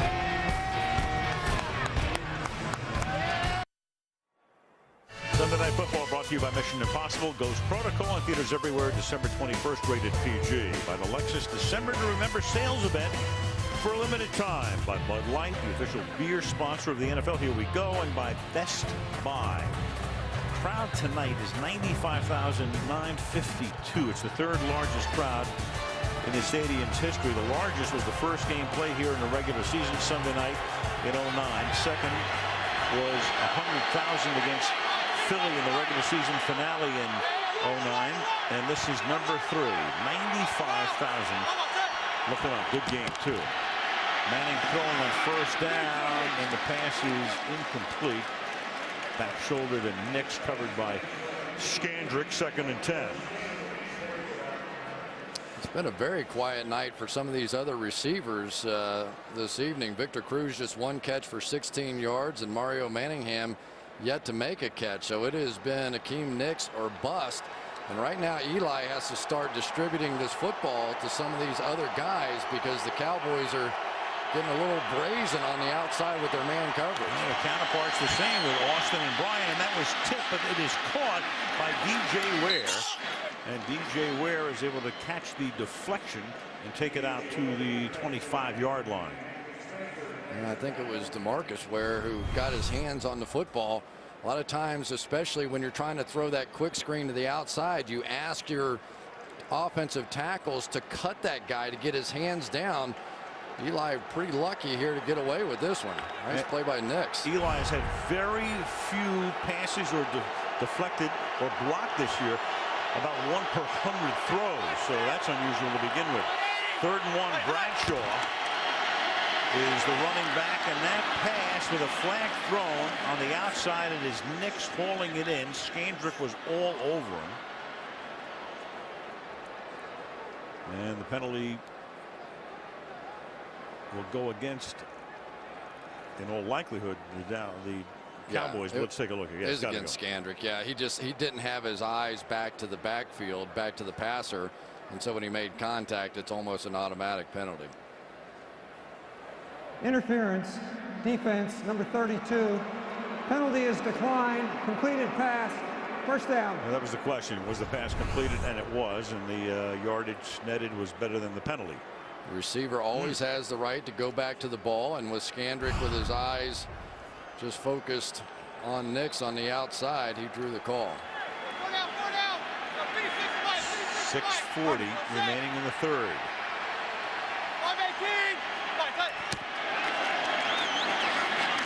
Jacobs bowls straight ahead. We're talking about Cruz and the fact that he's been a non-factor tonight, but you go back to his month of December, the guy in his first year with the team, November actually, 1,076 receiving yards, 3rd most in Giants history through the first 12 games of a season. In the month of November, led the league in receptions and receiving yards, and that's something no Giant player has done since December of 1935.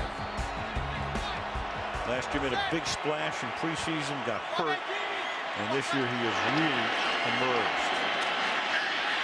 Manning rolling, buying time, throws a wobbly pass that's incomplete. Pressure put on that time by Scandrick on a corner blitz. 3rd down.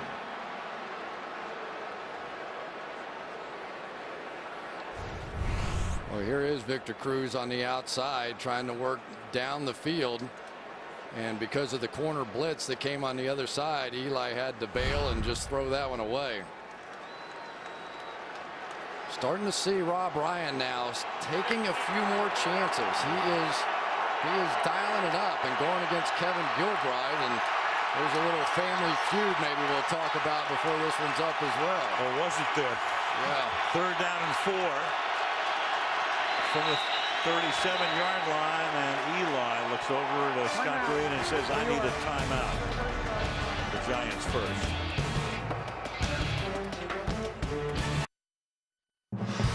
We go to San Diego next Sunday night. The Ravens are 10-3. They're one of 4 10-3 teams in the conference.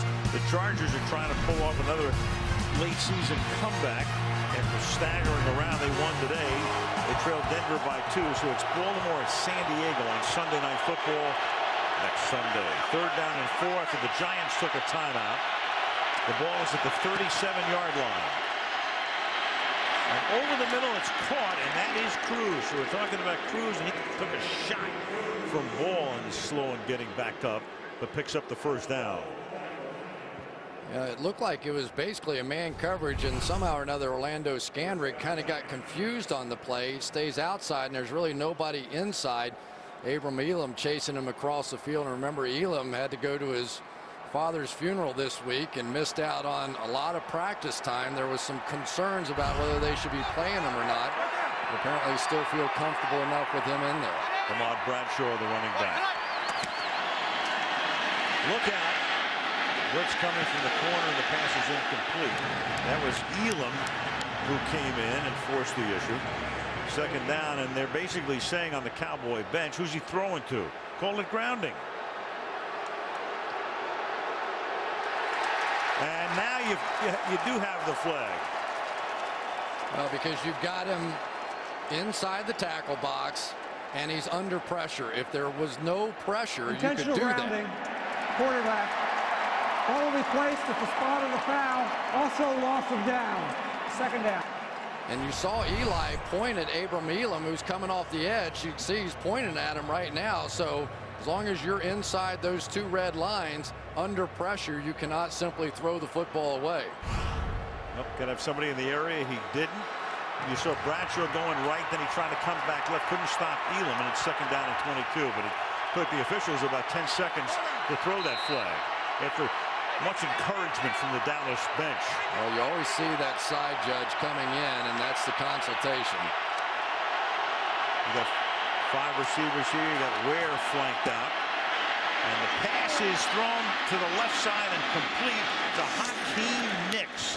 Nicks getting free, covered by Lee, first down, or make it third down and 4 on a gain of 18, 3rd and 4. Well, a lot of different things going on here, but Eli Manning with another great play. Marcus Ware on the end of the line of scrimmage goes right by Deal, but because of what they had on the outside, the corner tried to jump the little hot read, and so instead of blocking, the inside guy just keeps right on going. There's Nicks. He doesn't block. He keeps on going. Eli sees it and hits a big one. Little crisscross, make it third down and 5. The ball is at the 47-yard line. Cowboys come. Blitz is on, and free is Manningham, and he will walk into the end zone to give the Giants the lead. A flag is down. A flag's down back at the 3-yard line, all the way down to the 3. But you had the all-out blitz, jailbreak blitz, and a 47-yard touchdown. And you might have had a late hit here on Victor Cruz. After the play, personal foul, number 80. Touchdown is good. That penalty will be assessed on the kickoff. Call it on Cruz, but the touchdown counts, and the Giants have the lead again. Just a completely blown coverage. Barry Church comes down, but he was the second guy on a 2-receiver side. Nobody else on that side of the field. And then you'll see the late hit at the end of the stand. There's no way. Down the field, and then you're going to get a hustle attempt, guy in the end zone, and still going to make the block coming across late. Absolutely no reason, and you're going to give up field position on the kickoff. Tynes for the extra point. That's Manningham's first catch of the night. 6 lead changes here, and the Giants on top 22-20.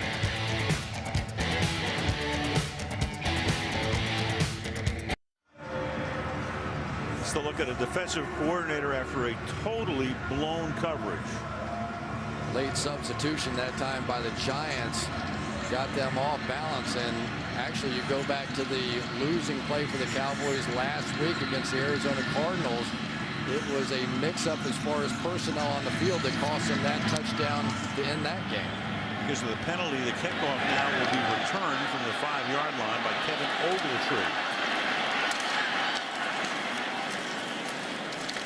He brings it back out to the 31-yard line, and back we go to the walk-in touchdown. Late substitution by the Giants, getting receivers on. The Cowboys try and match personnel, completely unsettled as they go. And what ends up happening is you get the corner blitzing and the safety blitzing and nobody covering the wide receiver. So as the late personnel change happened, the Cowboys matched it, but then messed up the coverage. And the Cowboys now down again by 2. Start from the 31-yard line. Of course, you were talking about the fact that Ryan was getting more aggressive and gambling more as the game was moving on, and that time it burns him. Can't help it. It's in his genes. Yeah. Caught by Jones to the 37. Again, DeMarco Murray, and the word too now is that it is a fractured right ankle. He came out. He was tackled in the first quarter, so it's Jones, and it's going to be Jones probably for the rest of the season, we would assume, with a fractured right ankle. You know, it's so difficult. It's so much fun to draw up all the blitzes, and Rob Ryan uses every defender on his roster in different packages, but it's also very easy to get it screwed up. 2nd and 4, and the pass is incomplete, but a flag is thrown because Bryant was being pressured by Webster. Webster's going to plead his case to no avail. Yeah, same sort of play we saw on the other side. When the defender has his back to the quarterback, you're not going to get much benefit of the doubt, and that time Corey Webster was trying to time it out perfectly. Interference, defense. Ball will be spotted at the spot of the foul. First down. Again, Webster with his back turned to the quarterback. He knows it's coming, makes contact a little bit early. One of those bang bang kind of plays that goes against Corey Webster that time. Dallas at the 45-yard line. 9-3. Shows 180. Where's the hut? 180. Where's the Russian 4. Pass over the middle. Good coverage there by the linebacker Foley on Jones. I think one of the most improved players I've seen in the National Football League this year is Tyron Smith, number 77. Just playing a little basketball in front of Justin Tuck here as he moves his feet. One of the most athletic guys we saw coming out of the draft last season, and a guy that has simply, opening day when we were watching him, you were kind of giggling a little bit because he couldn't get it done. But now not only the athleticism, but the physical nature of his play in this one has really impressed me. Jones, short game. Smith, youngest player in the league. Tomorrow, he's legal, 21. There you go. But all that work with Hudson Houck after practice has really paid off for him. You know, that little slide shuffle step that you see tackles having to do, it looks simple when the great ones are doing it, but it takes a lot of work, and he really, coming out of college, was not very good at it at all. And now the Cowboys are going to get flagged for 12 men in the huddle, at least with Jones late in getting off the field. Now Green wants to check with the umpire. There is no foul. They were not huddled up, so they cannot have 12 men. They can still get a man off the field. Third down. Well, he had to have the umpire come in and clarify, because Green was the guy who threw the flag, and Romo went over and said, "What are you doing?" Now it's a weird kind of rule, but you can't be in the huddle with 12 guys for exactly the reason that we saw when the touchdown was given up a few minutes ago. They don't want to have to try and match substitutions late. Too many men on the ice. Third down and 4, the 49.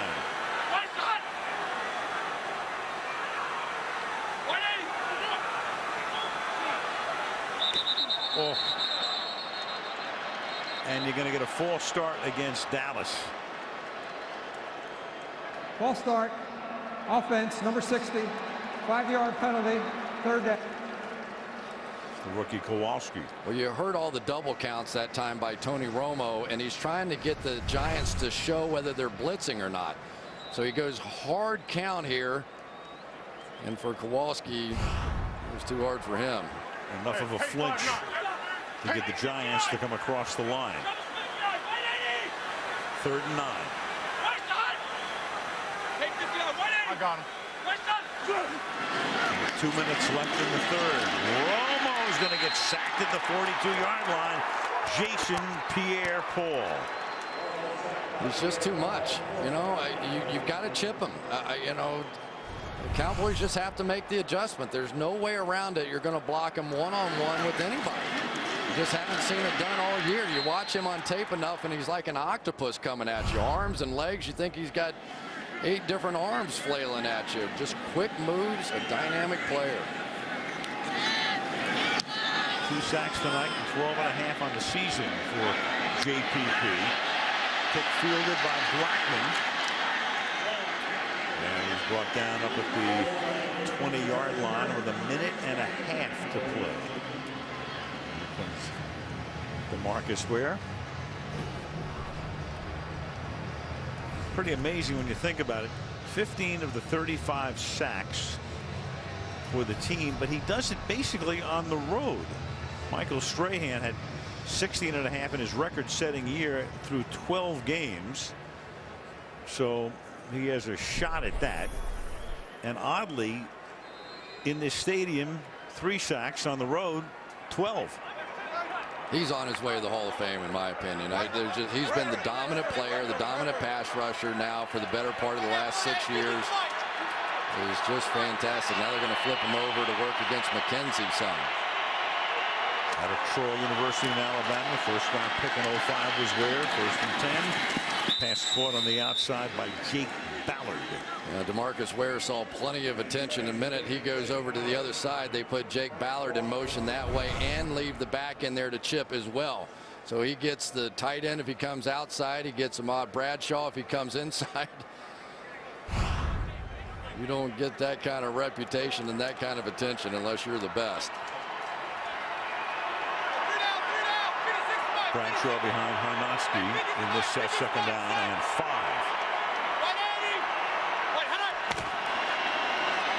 Ahmad Bradshaw. And Bradshaw for a 1st down takes the ball out to the 33-yard line. Well, right now the Dallas Cowboys are dialing up a lot of blitzes and it's killing them. Keep coming inside. They get it sealed off inside. And Ahmad Bradshaw with those quick jump steps bounces it back to the outside. I know for Rob Ryan, yeah, there's Brandon Jacobs. That's my guy. I got the 1st half. He handled the 2nd half out here. From the 33, the Giants 75 rushing yards tonight. 20 carries. 1st and 10 off his back foot. Manning throws and throws it away into the Giants bench for the 2nd and 10. The one thing, though, that we haven't seen the Cowboys have a lot of success with so far tonight is getting that interior pressure. Occasionally they've gotten it, but when you have the great outside pass rushers, you're really hoping that those guys inside can push the guards in the center backwards and force Eli to do what he had to do there, which is back up and throw the ball away. Well, Eli's saying, playing the Cowboys, he says it always comes down to blocking Ware and Spencer. 2nd and 10.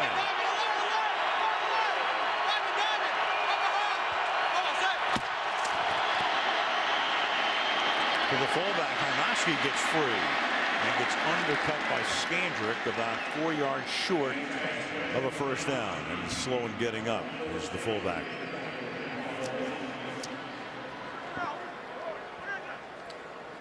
Tell you, the one guy that's had a pretty good game tonight and watching has been Terrence Newman of the Cowboys. He dropped that big interception, could have been a pick 6 to start the game, but he's been asked to cover a lot of man-to-man alone on the outside, and at least thus far he's held up pretty well.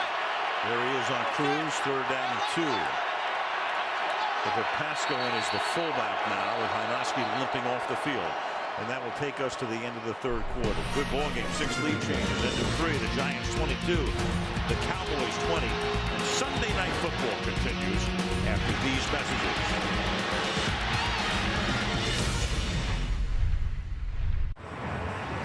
There's downtown Dallas aerial coverage brought to you by Geico, home of the NBA champion Mavericks, home of the American League baseball champion Texas Rangers, the Cowboys, and the Dallas Stars as well. Al Michaels, Chris Collinsworth, Michelle Tafoya start the 4th quarter in the battle for control of the NFC East. Upper hand held by the winner of this game. 3rd and 2 for the Giants in their own 41-yard line. Look out. Oh, and Bradshaw gets decked by Ratliff. Well, big play to start the 4th quarter. Jay Ratliff just too quick for Kevin Booth on that one.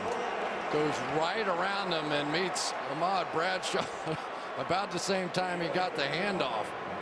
We've been waiting on Ratliff to step up and make a big play against the backup center Booth, and picked a good time for it. Yeah, Ratliff went off favoring his shoulder after that tackle, forcing the Giants to punt.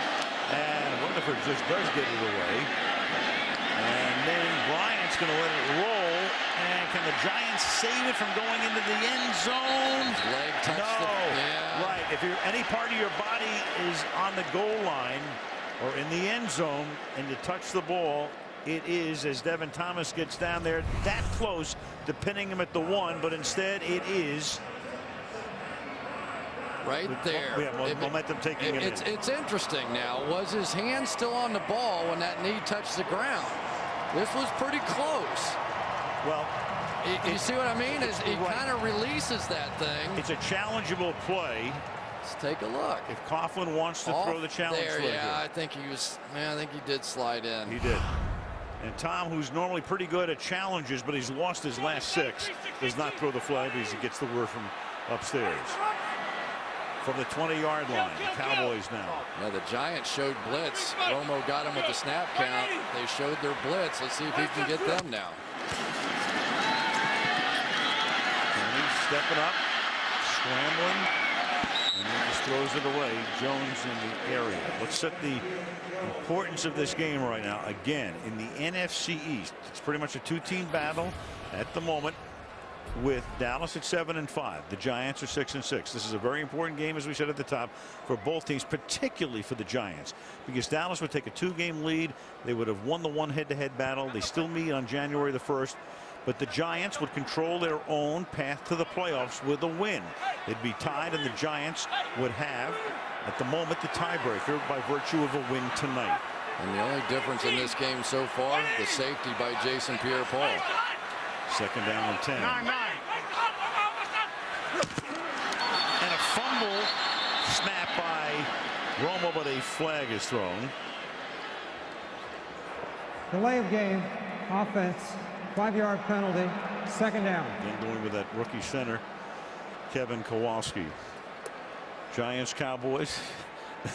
The winner's going to feel, I mean, if the Giants lose tonight, that's 5 consecutive losses in 2 games back. And I don't think the loser of the game is going to get a wild card, but who knows? Yeah, it was interesting talking to Eli about this game, and he said, you know, you can't go in all nervous and tight. So all week long, I've been cracking jokes and trying to get the guys to just lighten up a little bit, try and get over all these losses. Now Romo flips one to Jones, and Jones with a nice move there, but gets tackled up at the 20-yard line. And that's going to send it back to a 3rd down and 10. I'm not sure there's another quarterback in the league that gets this throw off. Maybe Aaron Rodgers. Bad snap on a play in which Romo's supposed to fake to his right and screen to his left. Just the quickness of his footwork. Tony Romo plays soccer in the offseason. He plays basketball. He's a big athlete. We know about his golf ability, but you could see the quickness of foot that time getting that one off. 3rd and 10 again there. Regular center Costa was hurt. So the free agent rookie out of Toledo does the snapping. It's 3rd down and 10. And they buy time for Romo, and Romo's going to go deep for Robinson. He gets free. Chased down by Kamara. It'll be 1st and goal. LaRon Robinson cutting across the field, and what a pickup this guy has been. Well, you start with the protection up front. You've got to control Jason Pierre-Paul. There's Phillips for the chip. Doug Free hanging in there. Tony Romo buying time. Prince Amukamara in that quarters coverage on the outside as the inside receiver went out. Amukamara had to try and stay with. LaRon Robinson could not.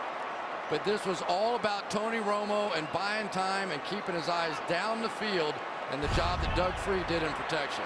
Like Roethlisberger, great at extending the play. That's a 74-yard gain. The ball is at the 6.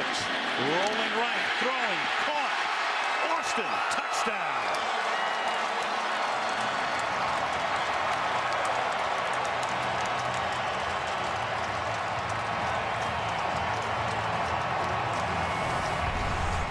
Not a lot to this one. Just going to be a quick out to the outside. And Romo rolling that way, able to sneak it into Austin, and it's taken a while for Austin to be a factor in this game, but in the clutch, you know where Romo likes to go. Checking it out upstairs.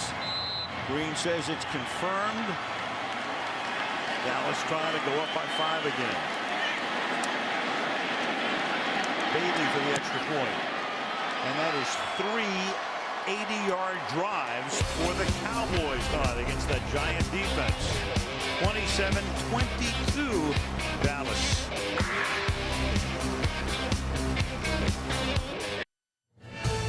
Sunday Night Football brought to you by this year's most anticipated game, Skyrim, available now by DirecTV. If you call yourself a sports fan, you got to get DirecTV. By Nissan, innovation for today, innovation for tomorrow, innovation for all. And by Rise of the Planet of the Apes on Blu-ray and DVD this Tuesday. That's the frozen ice sculptures inside the Gaylord Texan Hotel. 2 million pounds of ice kept at 9 degrees. Bet you didn't know. There's a lot of things I don't know. I know we've had 7 lead changes tonight. That's what I know. And the kickoff will result in a touchback. Back to the TV we go. Well, LaRon Robinson, as he's done all night long with the big play from Tony Romo, but it was Tony's ability to just buy the time. Anytime you see something this far down the field, you know it's going to take a while, but I loved how Romo led Robinson across the field when there was no safety there. Comes right back with the touchdown to Austin on the outside. And his wife Candace enjoyed every single moment of it. Expecting their first child in April. Congratulations to both. Yeah, Tony got married over the summer. Candace, an example of over 95,000 at Cowboys Stadium. Looking on a good one tonight as Brandon Jacobs picks up 7. 2nd and 3. Eli Manning in the 4th quarter, 5 game-winning drives. That ties for the most in the league. His passer rating is great, best in the league. 13 touchdown passes. That's the best. And you go back, most TD passes 4th quarter, Johnny Unitas and Peyton Manning, the record. Johnny did it in a 12-game season. Peyton, of course, in a 16-game season back in 02. So that should be his by the end of the year. 2nd down and 3. Dallas back with the lead. Let's see if Rob Ryan stays with the blitz. Toss to Bradshaw. And he does it himself there because it was all clogged up over the right side. Brady James makes the tackle, but Ahmad keeps churning and picks up the 1st down. I'll tell you what's amazing about Ahmad Bradshaw. 2 screws in each foot after surgery. Scopes on both ankles, basically orthotics in there. He can only run or even walk on the outside of his feet, but he is simply all in, and I'm sure he is fired up after having to sit out the first half of this one.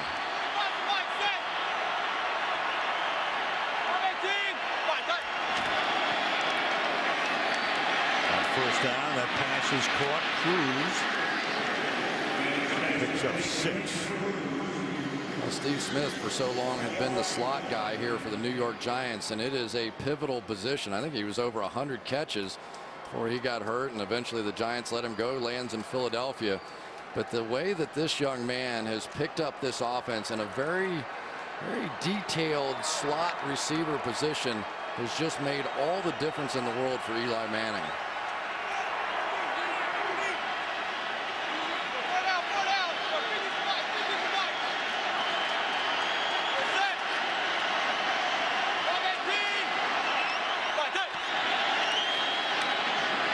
Jacobs over the right side, exploits that hole and carries the Cowboys with him, 4 of them to the 44-yard line. 1st down, New York. Gain of 19 yards for Jacobs. Nice job by Eli not buying the fact that they were coming with the blitz here. You've got Elam here who's going to run out of this thing. Initially, there's no way Eli was going to run that play that way. But he studied so much film, I think he understood they were overloaded there. Elam was going to run out. He stayed with the run that side. That's just brilliant quarterback play. And good tough running by Jacobs, who's averaging almost 6 yards a carry tonight from the 44. Jacobs again cuts it back to the right side. And that's a nice tackle made by Elam after he picks up 5. everybody talks about playing against Brandon Jacobs, and it's always, you know, everybody comes out in the first quarter and boy, they're trying to really hit him, and in the second quarter they're a little bit less. In the third quarter they're trying to arm tackle him. By the fourth quarter, a lot of times they've seen enough. So if they can keep hammering this guy late in the game, usually it is pretty effective. Triple figures, hits 100 yards. Now you got Bradshaw back in. Second down and 4. Bradshaw tries to get around the left side and gets taken down by Sensible. Setting up a big 3rd and 3. We saw DeMarcus Ware going off the field, and we think holding his shoulder. Remember, he had the stinger last week and may have just gotten it again. He goes off immediately, and believe me, that is going to be a huge factor again. Let's see how quickly the Giants can pick up on that. Able to stay in against Arizona, but missed some practice time this week. Changes all your protection schemes if he's not in there. Victor Butler takes his spot. Butler 57. Comes from the outside, but they take care of him, and Manning launches one into double coverage, and it's batted away. Intended for Manningham, and that Jenkins, who's been banged up all night and all year, in fact, who is slow in getting up, and he does create the 4th down. Well, you just have to admire Mike Jenkins and what he's doing. He's hurt, and you can just tell the way he's playing here. Abram Elam ends up running back underneath, but then Jenkins just lands hard on like his knee, and I mean everybody. They are so deep in the roster right now, both these teams. It is just a battle. Interesting call by Coughlin here, 4th and 3, and they're going to go for it at the 37-yard line. And Manning on a 4th down is able to convert as the catch is made at the 22-yard line by Manningham. Well, we've been talking about it all night. The guy that they've put in the one-on-one situations has been Terrence Newman. Mario Manningham is the 3rd receiver, basically the 3rd threat on this Giants team. So they're hoping that Newman can handle him one-on-one. That time Manningham won the battle. And if the Giants win, you'll look back at that as the key play. 15 yards on a 4th and 3. Almost halfway through the 4th.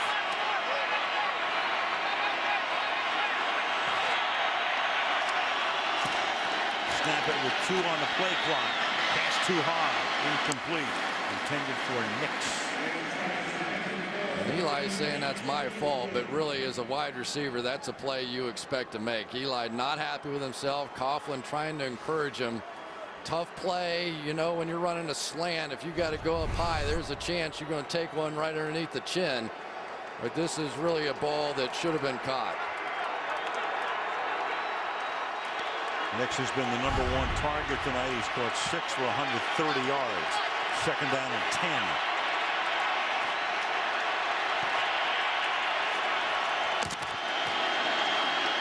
Draw. To the 21-yard line goes Bradshaw. So again, at this point in the game, with the score what it is, and Ryan, the defensive coordinator, every 3rd down is big. 3rd and 9. Boy, and I'm telling you, every down is a different stunt out of Rob Ryan. I mean, they're going in so many different directions. Probably a lot to do with the fact that the Giants have such a young and shuffled up offensive line, but it's been interesting to watch.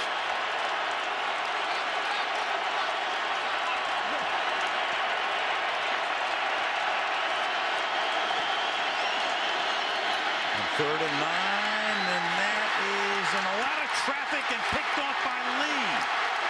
Sean Lee is able to pick it off.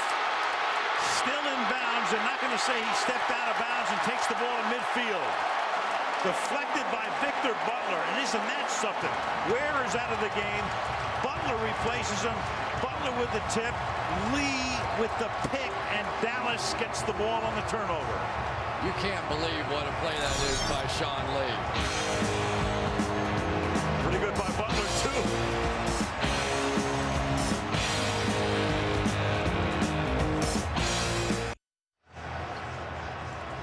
Sean Lee, a 4th pick. That's the most among the linebackers in the league. Couldn't have come at a better time for the Dallas Cowboys. Giants driving Dallas up by 5. They get the ball. He runs it back to the 49, and he was able to stay in bounds. He skirted the sideline. Looked like he might have been out around the 32, but he wasn't. Jones takes the handoff. And the Cowboys, of course, would like to use as much clock as they can. And we go back to the interception tipped by Butler. Well, and what makes this remarkable is he's had that wrist injury with that huge cast on his hand. They've reduced it down to more of a sort of a brace, which allowed him to make that catch. If he had that big cast that he was been wearing in the past, no way he makes that play. And then looks like that foot is in bounds and picks up another 10-15 yards. There it is. That's the reduced version of what he was wearing, which was just that big ball cast that he had in the past few weeks. 2nd and 11. Almost standing the play, and wide open is Des Bryant. Touchdown. And the Giants just look around. Roll looks back at Webster as if to say, what happened? 50-yard touchdown.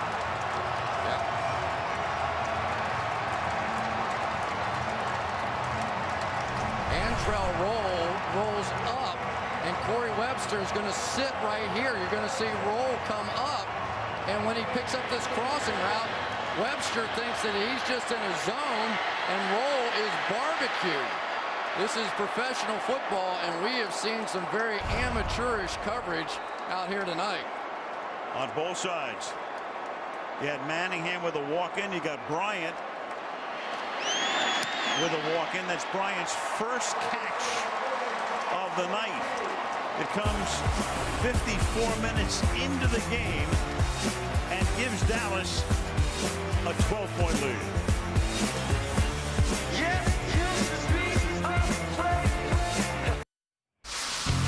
Pro Bowl balloting is underway to send your favorite players to the 2012 Pro Bowl in Honolulu. Vote at NFL.com/Pro Bowl or text Pro Bowl to MyNFL.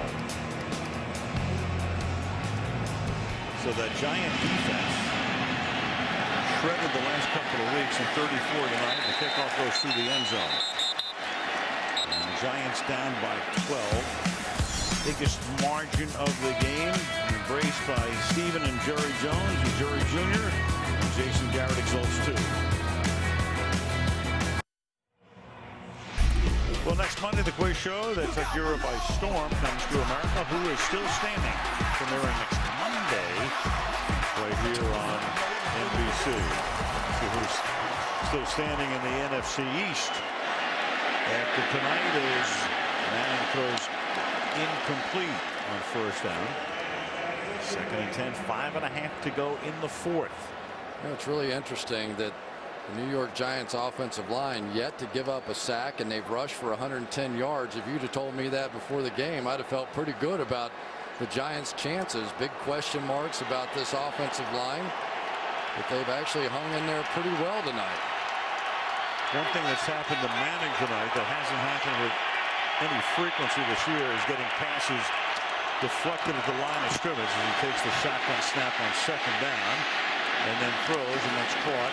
Gain of 11 to Cruz. Manning coming into the game had only 3 passes deflected or blocked all year out of 442. That's 1 out of every 148 passes. Tonight 2 in his 38 throws, and that last one was huge. Here goes Eli in the 4th quarter. He's got to do it big now. Number 31 stepping away from Butler throwing, and it's caught. Gain of 9 next, and again Butler taking the place of Ware, who's still on the bench for Dallas with its, we think, a stinger. Number 5 of the Giants' 6 wins this year have been 4th quarter comebacks led by Eli. 2nd down and 1.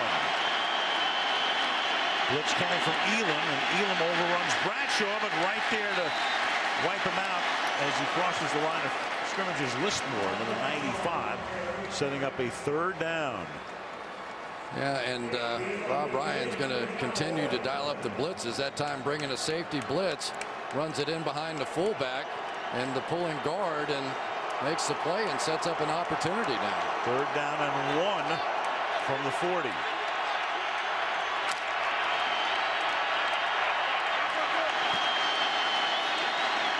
Blitz again. Backing away, throwing, it floats, and it is caught.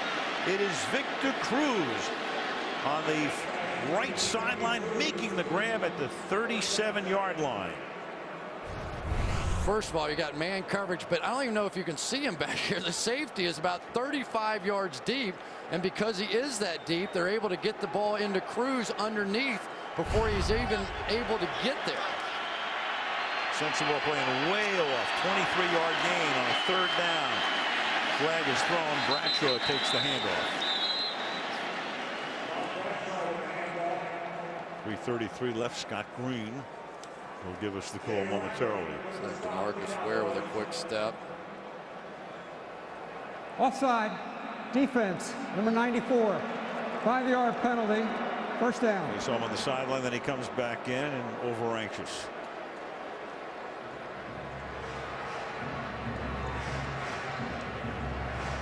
And that will move the ball to the 32-yard line to make it 1st and 5. 3:33 left. Giants down by 12. Have 2 timeouts.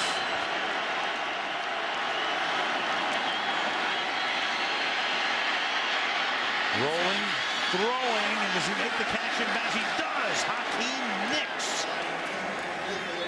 Both feet in, and the ball will be spotted at the 7-yard line. It's really good route running by Hakeem Nicks. Gives it a good hard inside move. Does he get his feet down? Yes, he does. Clean catch. I tell you, this young man has been impressive tonight.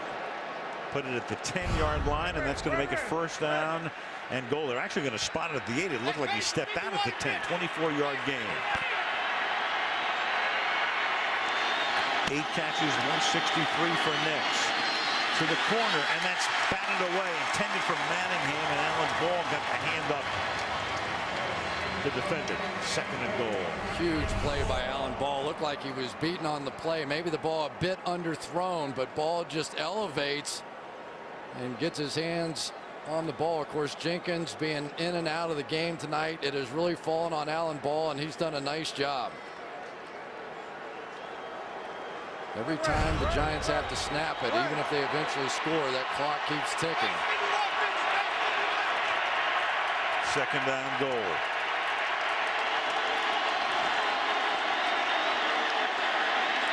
Good protection. Pass is caught for a touchdown. Jake Ballard at the goal line. And the Giants will make it a 1-possession game.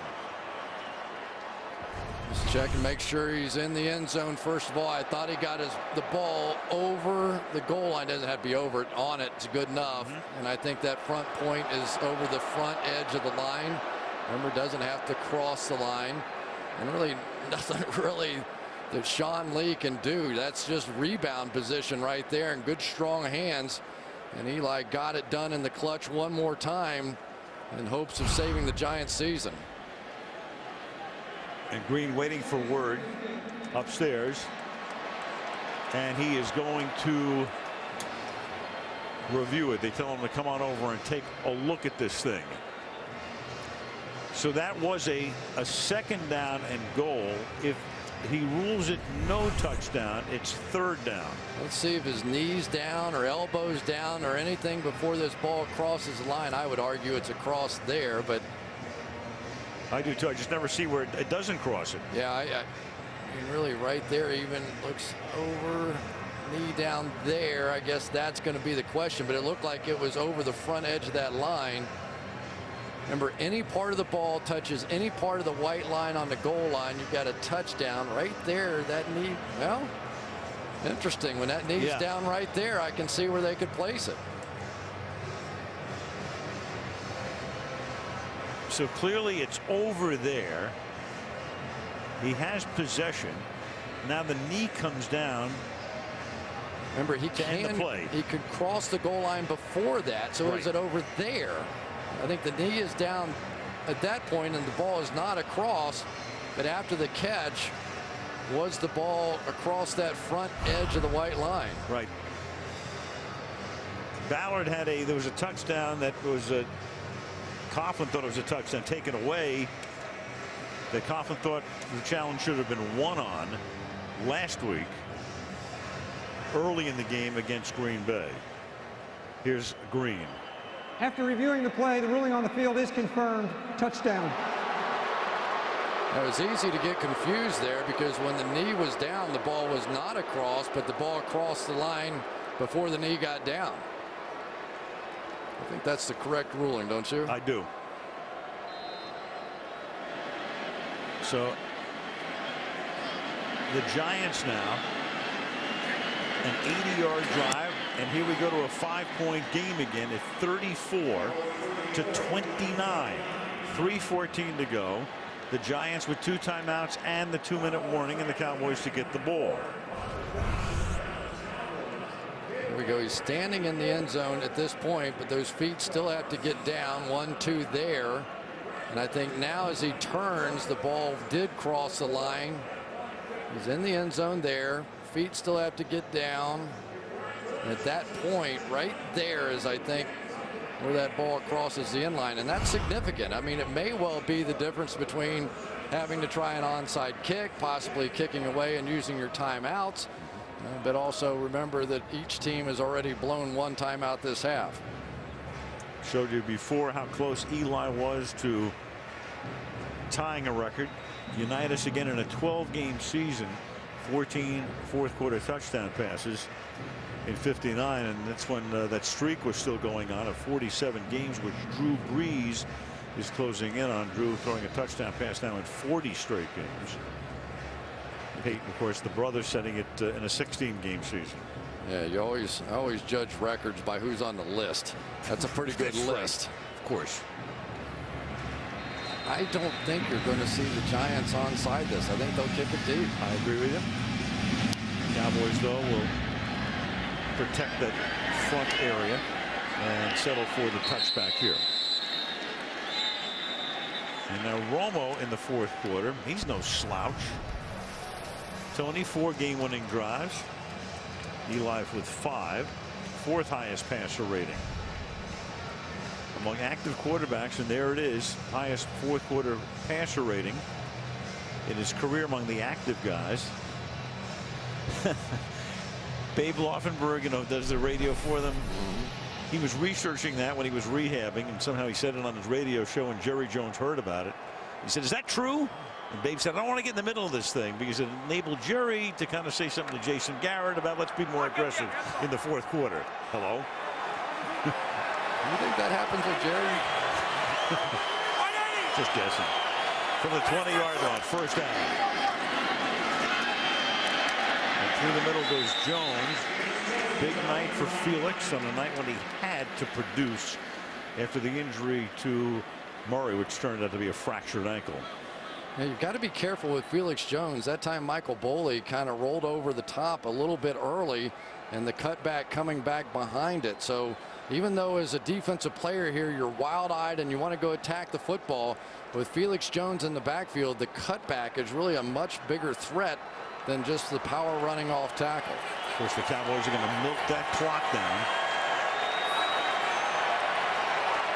This is a big stop for the Giants here because they would like to take their timeout defensively. Here's Jones, and now they can do that at the 24-yard line, and Coughlin will take that timeout here. That's a way to play it by Jason Pierre-Paul. He did not buy into the fact that the cutback wasn't coming and sat home and made the play. Here it comes. Play starts away. Felix Jones cuts back, and Jason Pierre-Paul sitting right there waiting for it. Great defense. He has had a monster night. Boy, you don't put on a tape of the New York Giants defensively and come away going, oh my goodness, who is this guy? So he didn't really even like football.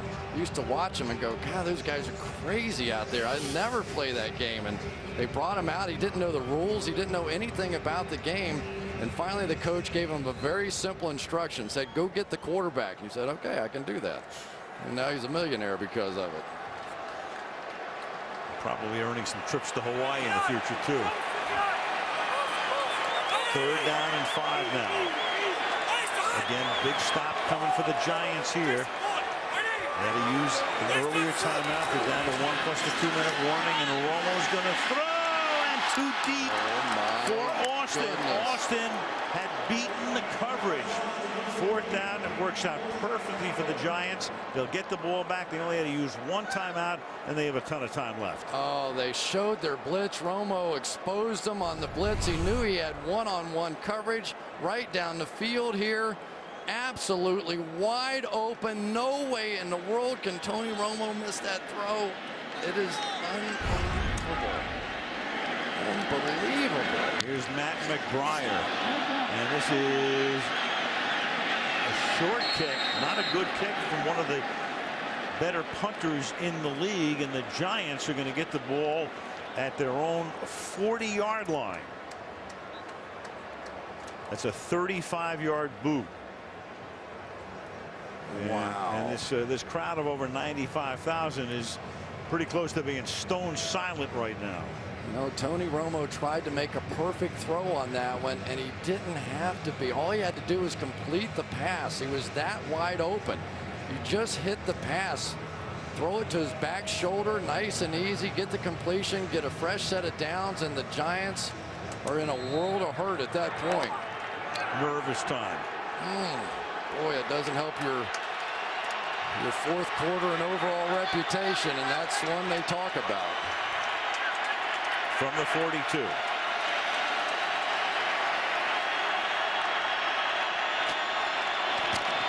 Here comes the blitz. Pick it up. Pass is caught. This is Ballard. And he already has the ball to the 38-yard line, and that's going to take us down to the 2-minute warning. Giants need a touchdown. They have 1 timeout. Control of the NFC East at stake on Sunday Night Football.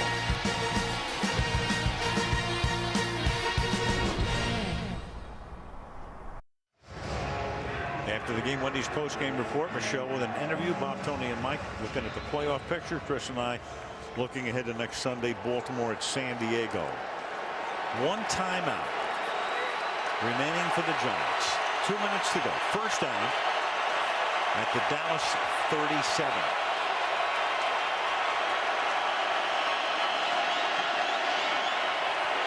Oh, and it's an errant snap, and it's all the Giants can do to come up with it. And on the play before that, with a flag thrown, the snap was also low.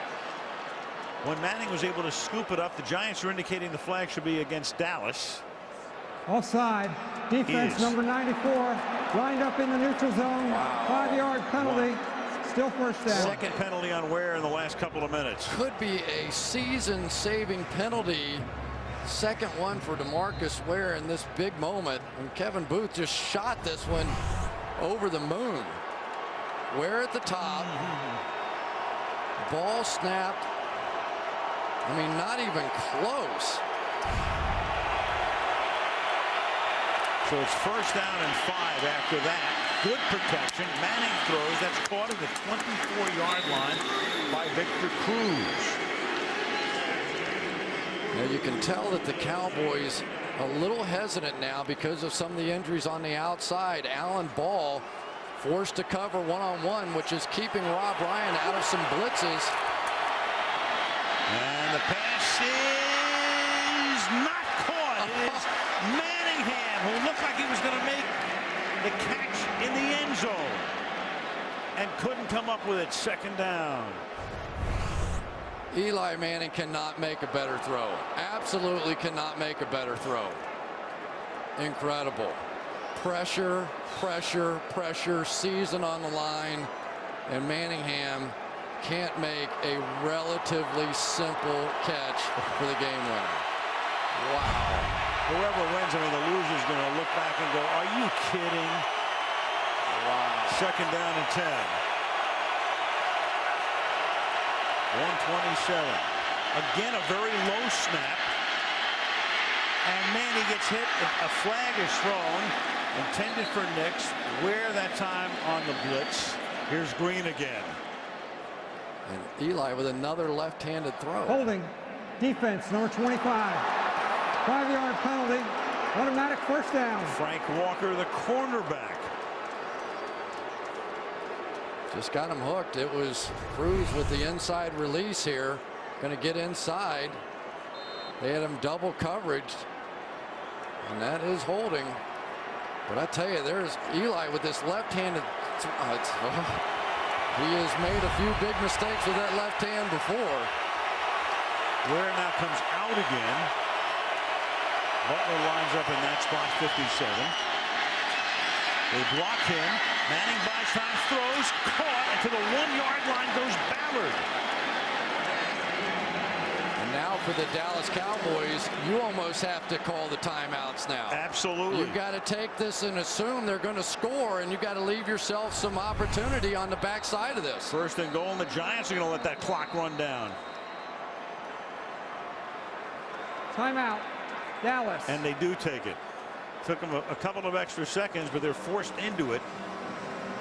On a first and goal, there's Ballard finally taken down at the 1-yard line. Plenty of time. Really, the Cowboys dropped everybody, and because of all the injuries back there, Danny McCray, number 40, ends up in the key coverage position. But for Rob Ryan's defense, this has been a train wreck. I mean, this is, what, a 12-point lead and about 5 minutes to go, and Eli Manning is doing the impossible again. Well, they've had some train wrecks this year. At the Jets, Lions here. Different kind of train wreck last week. First and goal with 60 seconds. Interesting scenario here. If you score the touchdown, you go for 2 to try and make it a 7-point lead. But you probably don't really care if they stop you on this first one and burn a little clock. Here's Jacobs. And Jacobs is going to get taken down at the 1-yard line. Dallas has 1 timeout left. And they will take it here. So they're out of timeouts. You're going to have timeout. Dallas. Second this down is and their third goal. And final timeout. The 30-second timeout. Again, the NFC East, very simple. Giants will move into a tie for first place and in effect own the tie break by virtue of this win. The teams will meet again week 17 at the Meadowlands. There's a look. And now do you have the guts to call a pass? Because Rob Ryan's going to send everybody. They are going to send the house here and force you to put the ball up on the goal line. Jacobs behind Hanaski. He has it to the right side. He goes and he's in for the touchdown. So it's a touchdown for the Giants. They take the lead. There are 46 seconds remaining, and the Cowboys will not have a timeout. Boy, Henry Hanaski really with a blow-up block, which was really the difference on this play. Gets underneath the shoulder pads of, I think that's Brooking, and gives Jacobs just enough. And now the 2-point conversion, and it is a big one. To make it a 3-point lead, which would, if the Cowboys were able to get a field goal, send the game in all probability into overtime. So trying to make it 3. 50's the mic, meaning they think that he could blitz. Instead, they give it to DJ Ware, and he is able to work his way into the end zone to make it a 3-point lead. Now, this is as good a quarterback performance in the clutch with the season on the line as I have seen in a long, long time. Manningham drops what should have been the go-ahead touchdown. Doesn't phase Eli Manning. I don't think anything phases Eli Manning. Comes right back and does it again. He has been a one-man team this year. Remarkable. 8 lead changes in the game. Each of these teams with some dramatic, thrilling victories and some excruciating losses.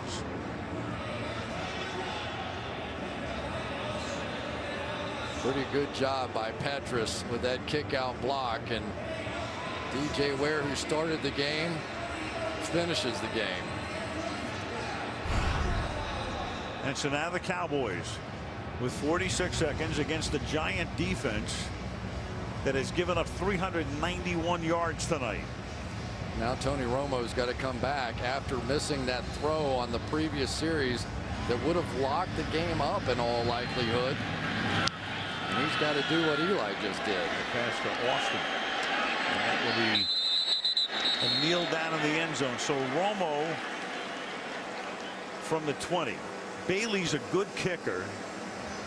His range would be probably, I'm thinking 53 or 54 yards. There he is warming up for what he hopes will be an opportunity to tie the game.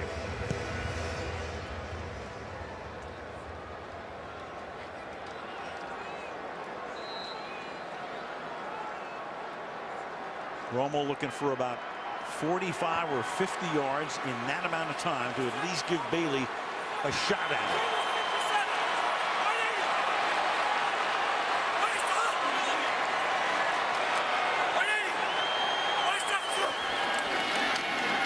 Giants rush 4.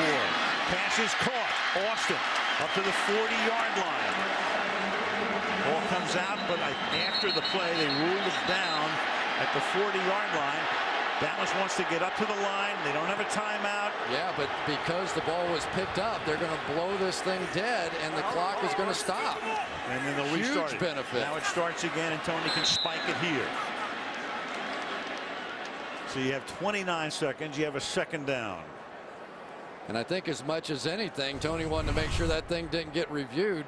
Right here, just one-on-one. They've got 2 deep safeties, and let's see what happens to this ball. I think the knee's down. Good, no call. Boston just wanted to get rid of it, have it spotted. The ball's at the 42-yard line. Second down. Giants are 3 linemen with their hands on the ground. Giants were coming with the blitz, and Romo got him. Yes, he did. They're coming anyway. They dump it off to the outside. Jones has to try to get out of bounds, and he does. Boy, that last spin move. And he's out of bounds at the 48-yard line. I want you to find me another defensive end that can make an open field tackle on Felix Jones the way Jason Pierre-Paul just did on that one. He's going to drop back in coverage, open field, probably 10 yards on either side of him, and he brings them down. That is a capper. And almost kept him in bounds. Third down, 3rd and 4.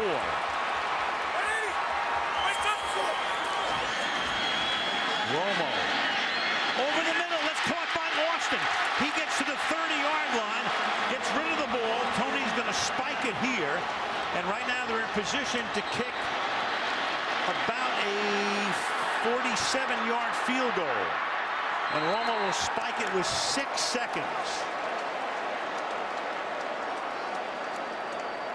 So Bailey has kicked a pair of 49-yarders tonight. Where have we seen this before? Oh man, oh man, oh man. This is almost a repeat of last week, and here we go. Well, Tony Romo answered. What a game. This will be a 47-yard field goal attempt for the rookie Bailey. McBriar will hold it. And the whistles blow because the Giants had their last timeout and they used it. Prior to the snap, timeout, New York. New York used their 3rd and final timeout. Tom Coughlin watched the Cowboys on tape last week, too. Yep. Here's the clock. Watch Coughlin. Bingo. There you go. Well before the snap. And just like last week, the kick goes through. And now what? We have seen the numbers.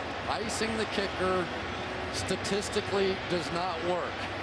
But if it works here, then Bailey's going to have a lot to think about.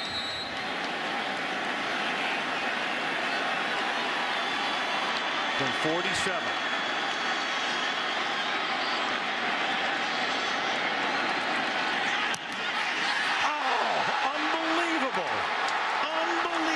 I think Pierre-Paul who got a hand on it. That is amazing. But Scott Green is saying, hold everything, hold everything. Trying to get the teams off the field. So Green is just saying that the game is not over. Here comes Pierre-Paul.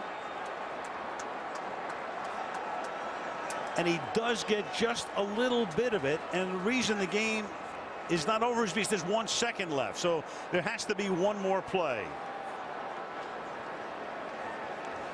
And the Giants will end it with a kneel down. It is an unbelievable 63 reporting eligible. turn 63. of events.